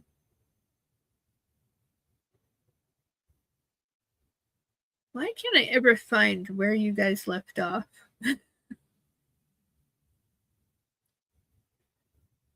We will find you. I will find you. Ooh, Perks of Being a Wallflower. I like that one. That's a good one. Thank you, thank you. Have you seen If I Stay? No, but I'm intrigued. She was apparently lovely in real life and hated that children were scared of her. Oh, that's so sad. I saw that movie and cried. What? I Know What You Did Last Summer was a book? Yes, Lois Duncan is the one that wrote it. It's actually really good. Some people say it's better than the movie. Seen that movie and I interviewed a girl who played it on my channel. Lovely Bones. Woo! That played in it? Oh, you're gonna have to tell me more about that. I am intrigued. Well, hello. Hello, Delight Paw. I've never seen you before, so welcome to the stream. Where have you traveled and how many times?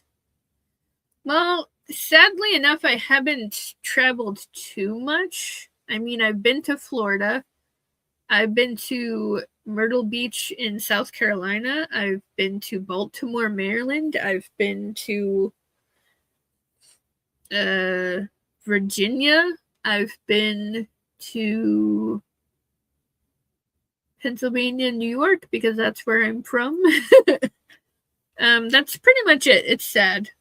I would love to travel a lot more, trust me. Just call me Delight Paw. Well, I will then. You didn't know it was a book? Oh, come on. It's actually really good.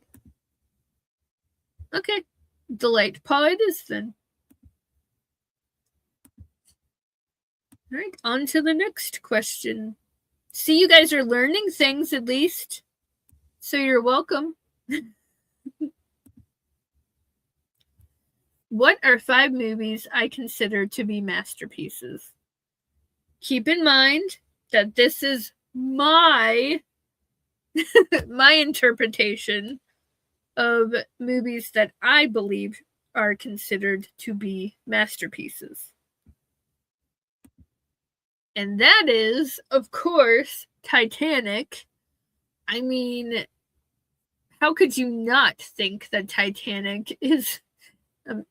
it's incredible. James Cameron went above and beyond his budget. He actually went way over because he wanted to make sure that it was beautiful. And you know what? He succeeded. It's an absolute amazing story. It's historical. I mean, sadly, there are fabrications, especially the love story, even though I loved the love story the most.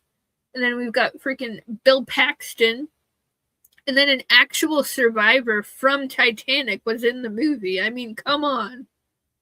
And then we have Forrest Gump, Tom Hanks at his absolute best, telling such a crazy story about his life, and he does it so very well. And then Strange Darling, that is a newer movie, but let me tell you, the reason why I believe it's a masterpiece is just the way that it is done. Like, they don't have the sequence in order whatsoever. I'm not going to say much because if anyone has not seen it, I want you to see it because I highly, highly recommend it. I need to watch it again, actually, because the trailer tricked me like no other. I thought it was one thing when it ended up being a complete different other thing. So they did a great job on the promotions, I will say that. And then, of course, Jurassic Park. I mean, those dinosaurs, Shannon. Those dinosaurs are unreal. Like, the special effects are just otherworldly. And then E.T. E.T. is phenomenal. I grew up with that movie.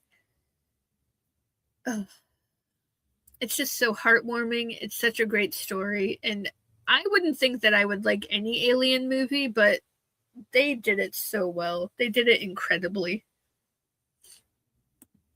So those are the movies that I consider to be masterpieces.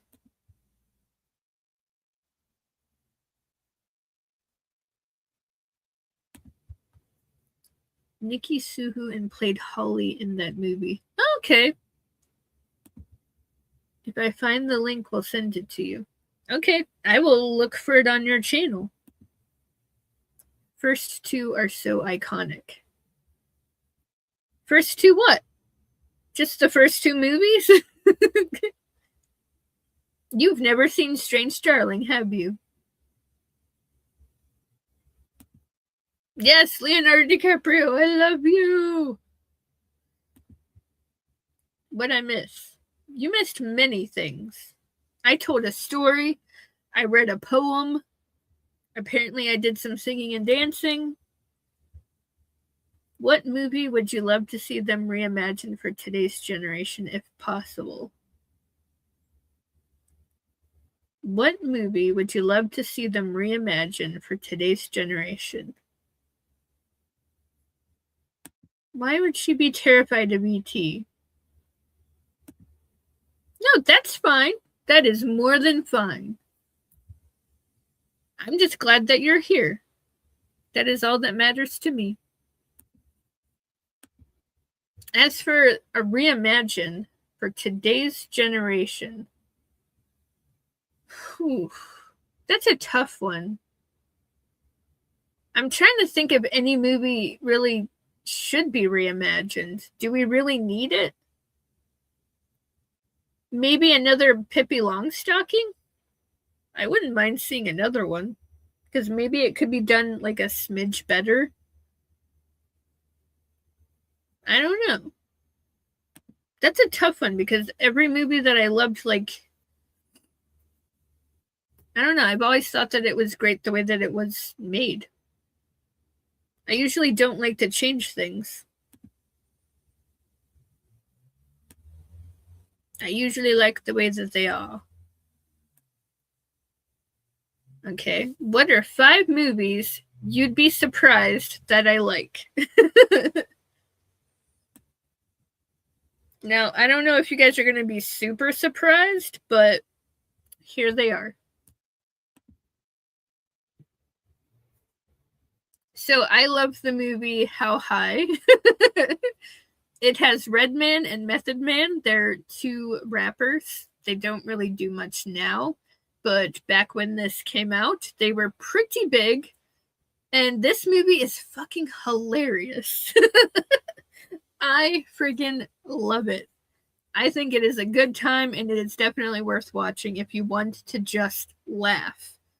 And then Don't Be a Menace. I mean, you got the Wayans brothers. Don't be a menace to the South Central while drinking your juice in the hood. That is the best title for a movie ever. And it's funny as hell. I love it. And then, of course, Jackass. I have the complete collection of the TV series, and I love the movies. They're just dumb fun, and who doesn't like seeing people beat the shit out of themselves and do stunts and do funny things to their their gentle parts, their penis area. I don't know how else to say it. And then Wild Things. Yes, men love this movie because wow, Denise Richards and wow, Neve Campbell. But I more so say wow to Matt Dillon and Kevin Bacon. I mean, and plus, put aside all of the sexiness. Think about the actual story. The story is brilliant. It's literally them trying to find a way to just a lot of deception. There's a lot of deception, and it's done very well. And then best of the best, I love fighting movies. Okay? I love choreographic. If it's choreographically done, great. I love it. And Brandon Lee was actually, he's not in this, obviously, but I'm just saying, I love Rapid Fire. And obviously The Crow. I mean, who doesn't like The Crow? But he did a movie called Rapid Fire, and that's also really good because he choreographed his own fights. But anyway, I love Best of the Best. It has a great theme song, and also Eric Roberts is fucking awesome, and Chris Penn too. There's some great fighting sequences in this movie. So I don't know if any of those surprised you, but those are some of my faves.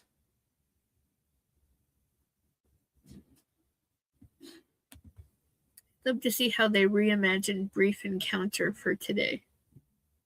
What is Brief Encounter?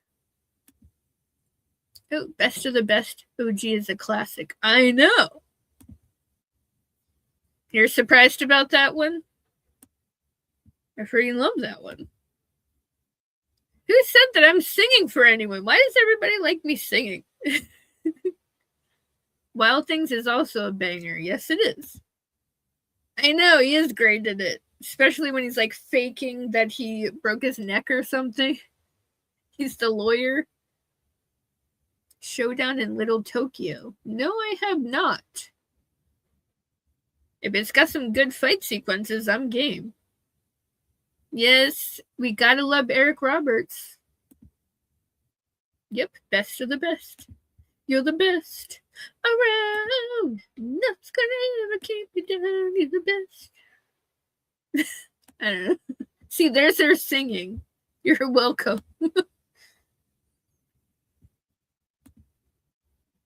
All right. Now you get to know 5 fun facts about me.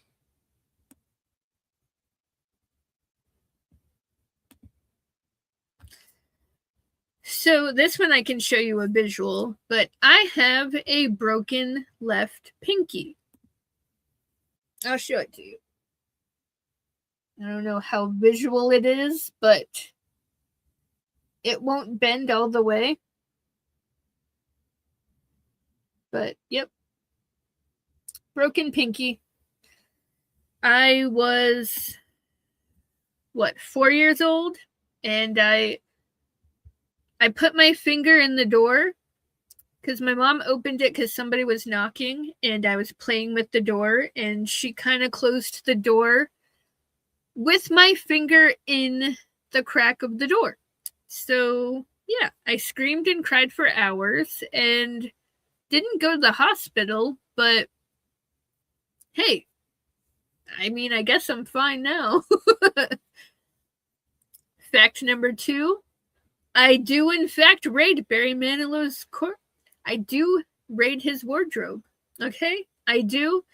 Sometimes I like to wear suits. I like to roll around in them, and I like to party in them, you know? Sometimes it's just what you gotta do, and I just love Breakfast Club, and I like quoting that quote. Fact number 3. I am geographically challenged, which means I don't know where the hell I'm going half the time. If anyone ever asks me, hey, where's Nebraska? I'm going to be like, I don't know. I'm going to Google it and I'll tell you later because I don't know where anything is. Okay? I'm geographically challenged. Fact number 4. I'm a very sarcastic person with a twist of dark humor and a side of whimsical. I am rarely ever serious. I love to joke around. I don't like being serious. I like making people laugh. I like making people smile. I like making people feel good. This world is already too serious. Why do we have to be serious too? That's my take on it. And then 5, I love nature. I love beaches. I should have been a mermaid in another life, or even an owl, because I love owls. I think they're beautiful. And also because I am a night owl. I like the night compared to day. Because the night conceals you in the beautifulest of ways. Right?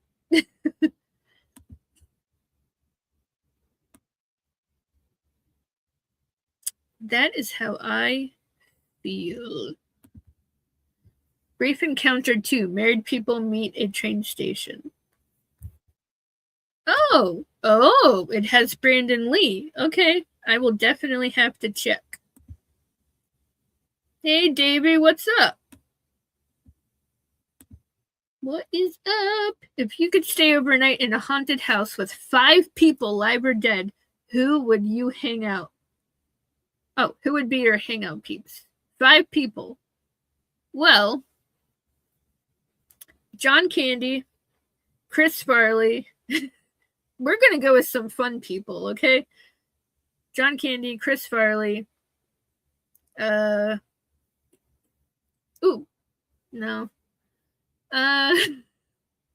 Melissa McCarthy. Because we have to have them together. I feel like it would be a blast. And then I have to throw in Marilyn Monroe once again because I think she should be there. And then with it being a haunted house, I feel like you need some really funny people. So I'm gonna have to add in Pete Davidson. So we have John Candy, Chris Farley, Melissa McCarthy, Marilyn Monroe, and then Pete Davidson. It's a weird combo of people, but I think we're gonna have a good time. And thank you for that. I greatly appreciate it. And of course, she says, "Hello, horny hedgehog." Oh, hell yeah, it's a good one. Fall in love and get separated, never to see each other ever again. Thank you for the sing. You're welcome. Apparently, people like the singing. Congratulations. Here's to many more, my friend. Thank you, Ghosty. I greatly appreciate it. Mwah. Hell yeah, Two Boys has been hanging out. I heard the freaks come out at night. Yes. A lady on the street, but a freak in the... We're not going to finish that. I definitely should have been an owl as well. Yes. We'll hang on the perch together, and then we're going to freak people out, because we're going to be like... We'll be the only owls that can talk, and we're going to be like, Bud... Oh, wait, we need 3 owls, because then we have to be like, Bud, why, zer? So we need 3. So who's going to be our 3rd owl? Because we need to be able to do that, because we need to freak people out. Who's going to be the 3rd one? Shannon, is it you? Sincerely yours, Carey Craves Cinema. I have a crippling case of night owlism, which it's okay, because I like it too. Where were we at? We're on question number 18. What are my... Oh man, I'm going to try not to laugh during some of these. What are my top 5 favorite quotes from movies? Let's see if I can do this. Okay, so I have to take my banner off for this one. Hang on. All right, we have, "You're gonna need a bigger boat." Of course, one of the best quotes of all time. And I say it even when it doesn't make sense. Even when it doesn't even pertain to the actual situation, I will say, "You're gonna need a bigger boat." And then, of course, from Clue, because Clue is one of my absolute favorite movies of all time, flames. Flames on the side of my face. Flames.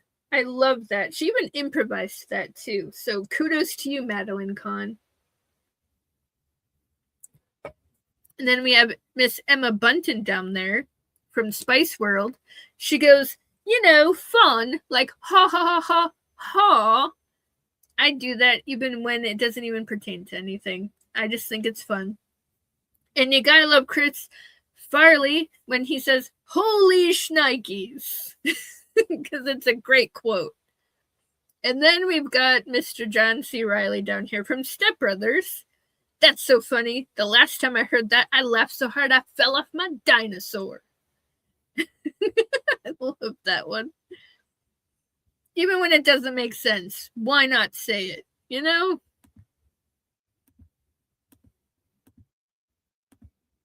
So those are my quotes. I quote a lot of movies, actually. That's just the beginning. I am a quoter. I'm a heavy, heavy quoter. Okay, you're going to be the 3rd night owl. Okay. We need somebody interesting, right?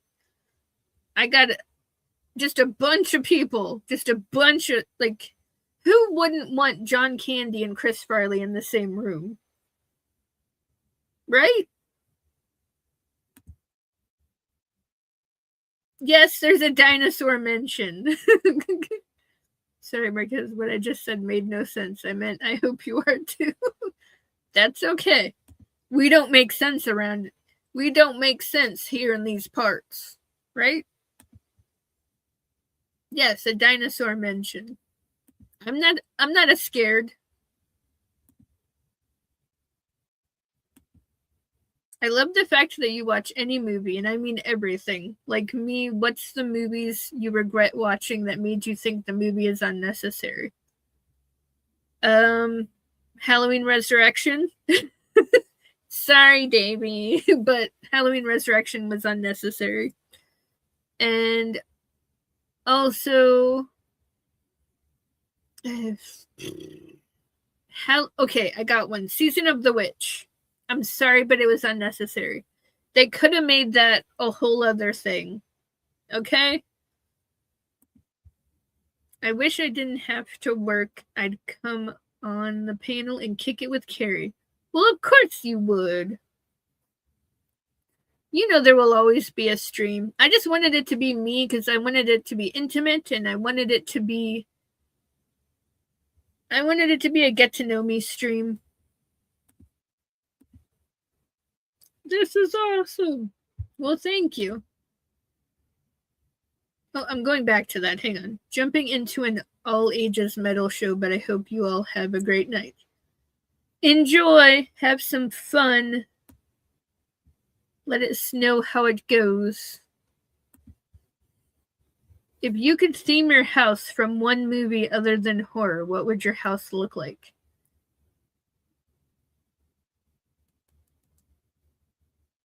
Dang it, I'm like thinking of like cool houses.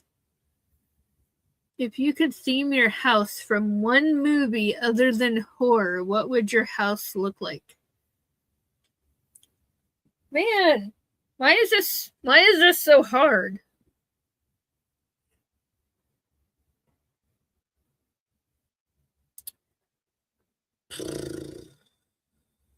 I'm gonna come back to that because I need to think about it.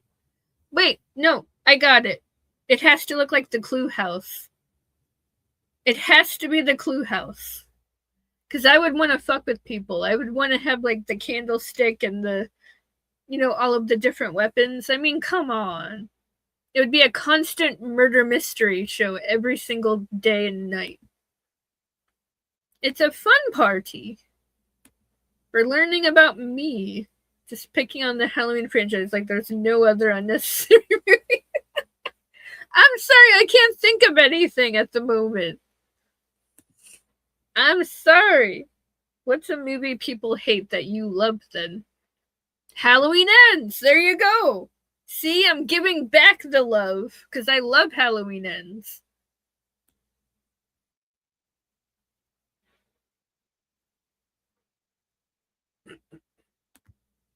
Shirley, you can't be serious. Yes, I'm serious. And don't call me Shirley. I love that. I love that quote.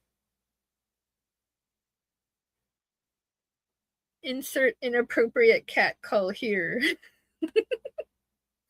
Well, because it's warm in here, okay? He's on the damn escalator again. The kid's on the damn escalator. Why is it every time he says that I crack up? Like I die from laughter. I can't with that movie. Most saddest death that hit you hard. So I'm guessing we're talking about actual celebrities. Chris Farley definitely hit hard, but I think no. John Candy hit hard. Gene Wilder hit hard. Heath Ledger hit hard.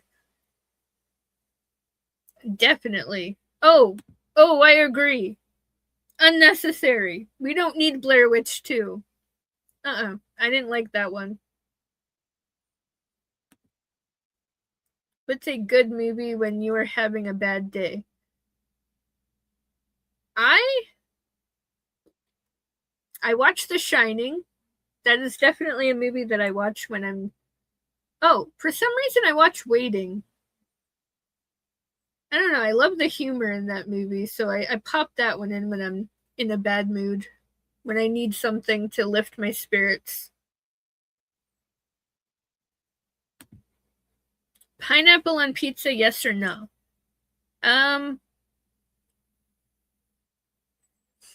I would say sometimes, so I'm gonna say yes. I'm gonna say I like Hawaiian pizza. A popular movie that people love that you don't. I like Imaginary. And you know what? I actually liked I Know What You Did Last Summer. I know a lot of people didn't like it, but I actually did like it. Clue would be fun. Yes, River Phoenix also. I didn't mention him because I can't remember when he passed. If I would, I love River Phoenix. River Phoenix was a great actor. Thank you. No pineapple on pizza. Well, I like Hawaiian everything, so that kind of goes with the territory.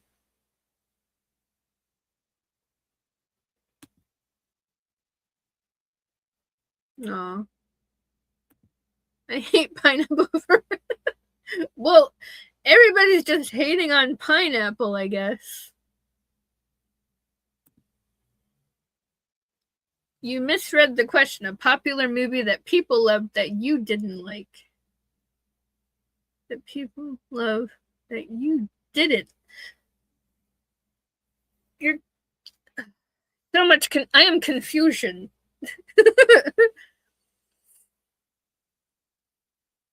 A popular movie that people love that you didn't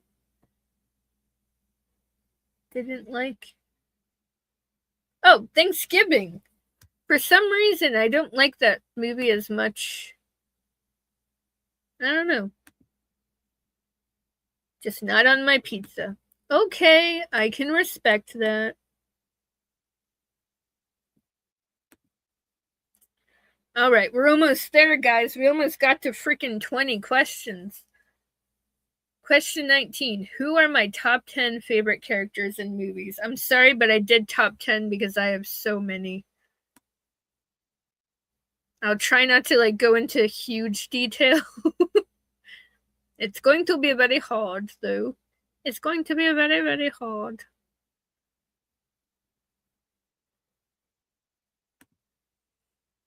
Okay, so of course I have Cara Ethel from Pizza, which I got the absolute honor to actually meet the actor that portrayed as Cara Ethel. That was magical. If you guys have not seen that stream, please go watch it because we had a blast. And Kylie told us so many awesome things about the movie that I didn't even know about. It went perfect. It went smooth, and we watched it on my birthday. It was awesome. And then we have Napoleon Dynamite. He is one of my favorite characters. I love that boy. I would party with him, okay? He's freaking awesome. I love his awkward humor. I love that he's not afraid to call people freaking idiots. And his dance skills are freaking on fire, okay? And then we have Sherman Klump from Nutty Professor. How could you not love him? He's very lovable. And he sings to his food. Whenever he's about to eat it, close the door. Let me give you something you've been waiting for. Yeah, he just goes right into it. I love it. And then we have Ren McCormick from Footloose. He was very passionate. He believed in something and he kept fighting for it until he got it. How could you not love that? And the boy can freaking dance. Damn, can he dance. And he taught Chris Penn how to dance also. So let's hear it for the boy. And then we have Eleanor Vance, played by Lily Taylor, in The Haunting. I know a lot of people don't really care for this rendition of The Haunting, but I absolutely love it. I adore it. It's one of my favorite movies. And I love her as a character. She sacrificed herself so that she could save the others. And I think that that is beautiful. She is an amazing character. And then we have, of course, Fred Randall. I mean, need I say more? He is just a light in the dark. He is, his little puppet show, his sock puppet show was just unbelievable. I love, he cracks me up. I can't talk about him without cracking up. And then Gilbert Grape. I love the movie What's Eating Gilbert Grape. There's just something so human about his character. He tries to be perfect at all times, but when he actually does make a decision to do something, it's not always the greatest of decisions because he has an affair with a married woman, and he carries the weight of the world on his shoulders because his mom can't do a lot, and he has to basically do everything for her. He is a great character. Lola Stepp from Confessions of a Teenage Drama Queen. She is an absolute rainbow in the dark. She is a chameleon. I love her as a character. Lindsay Lohan, she nails that shit like there's no tomorrow. Her singing voice is obviously incredible. We all know this. And she, I don't know, like there's just something so fun. And she outshines Megan Fox. I mean, how does that happen? How do you outshine Megan Fox? That's not a thing. It can't be a thing. Even though I love the girl. And then we have Andrea Marr. She's from the movie Girl. Obviously, we already talked about her, so I don't have to say much about her, but she is an incredible character, and she's the reason why I have a cow print dress in my closet. And then we have Astrid. I would like to say that I know how to say her last name, so I'll give it a try. Astrid Magnuson. They never said her last name in the actual movie, so that's why when I looked it up, I'm like, this is her last name? I didn't know that. But I love her character in White Oleander. She is absolutely amazing. She goes through a lot in that movie. Like her mother, which is played by Michelle Pfeiffer, she is a Black Widow. She takes whatever she wants and she does the unthinkable, and she leaves Astrid to fend for herself. It is very sad. But she manages it without her mom. It's great. Those are my favorite characters. You betcha.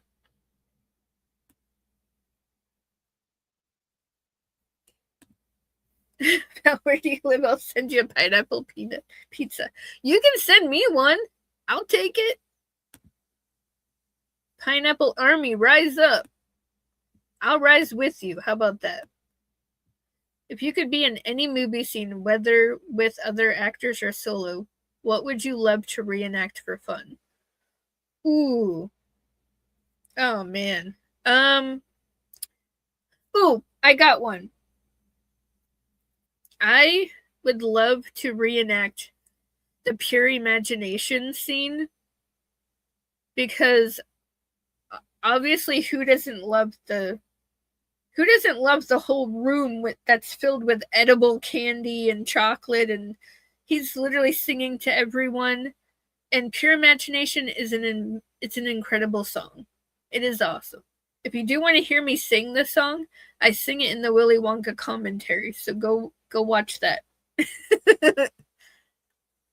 But that would be a fun scene to reenact, I think. Heavy lies the crownless, long live Carey. Woohoo!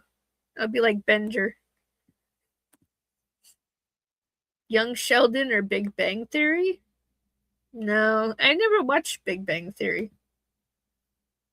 Love the Haunting. You better. I've just recently found out that Mary in Young Sheldon is played by the real-life daughter of Mary in Big Bang. That's cool. That is indeed correct. I don't know anything about Big Bang Theory. I don't know. Okay, I have one more. And that is, why did I create this channel? It's a very heavy question, wouldn't you say? I mean, I'm a movie geek just like the rest of you. And I love talking about movies. I love talking about my favorite scenes. I love talking about my favorite quotes. I love being a goofball. I love being funny. And I feel like this is a way of me being creative. And I feel like it's a way of talking to other people that are exactly like me, who share the same love. And I appreciate that you amazing people are right here with me and you're watching my content. You're actually enjoying it, because I feel like half the time I'm like, this has to be stupid. But you know what? I'm going to do it anyway because I enjoy it. I just do things for a smile. I do things for a laugh. I try to make others happy. And doing that makes me happy. And that is why I created this channel. Because I get to be me. I get to be a goofball. I get to just enjoy talking to people. So that's my answer. Learn it, live it, love it. Let's swap movies. I'll help you discover new gems. We'll talk. Alright. I guess you can do that.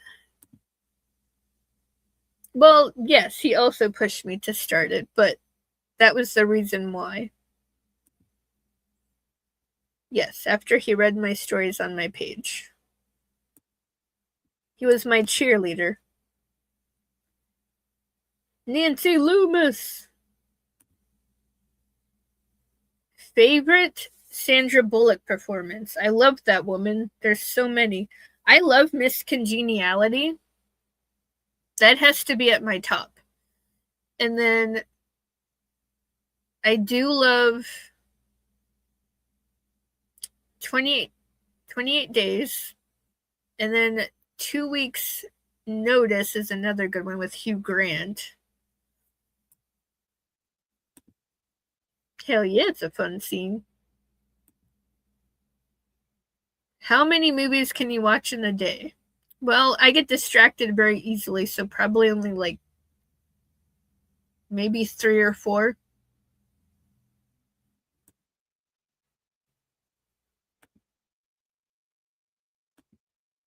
All right, I got through my 20 questions. Woohoo!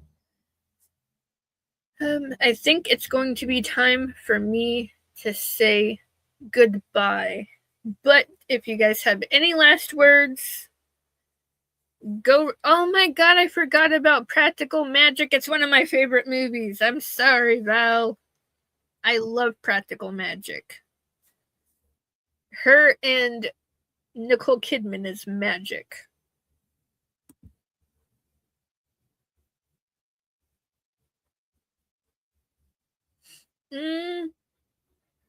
She doesn't need a long lost sister, though. Not really.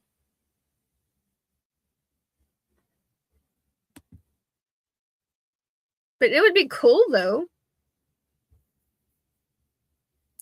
But I think I'm going to call it a night, guys. This has been super fun. And I appreciate all of you guys for stopping in and showing some love and talking with me and getting to know me. And words can't describe how much I appreciate all of you.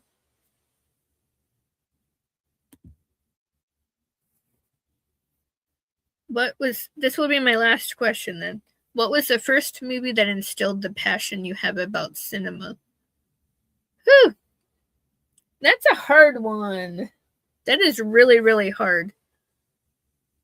What was the first movie? It's only, like, I can't think because my family is just, we're a bunch of movie watchers, and I don't know. Like, there's just so many. Like, I can't even name just one. Like, there would just be a long list. of movies that sparked my passion. I mean, obviously, like Titanic, Twister, Willy Wonka, Wizard of Oz. Those movies definitely impacted for sure. Thank you, Val. Oh, I love Heat. It's a great one. Thank you, I appreciate it. Before I start losing my voice, I'm going to say goodnight to everyone. Val, thank you for being the moderator. I very much appreciate it. Thank you to all from the bottom of my heart. I love all of you. This is Carey Craves Cinema. Stay geeky for movies, my friends.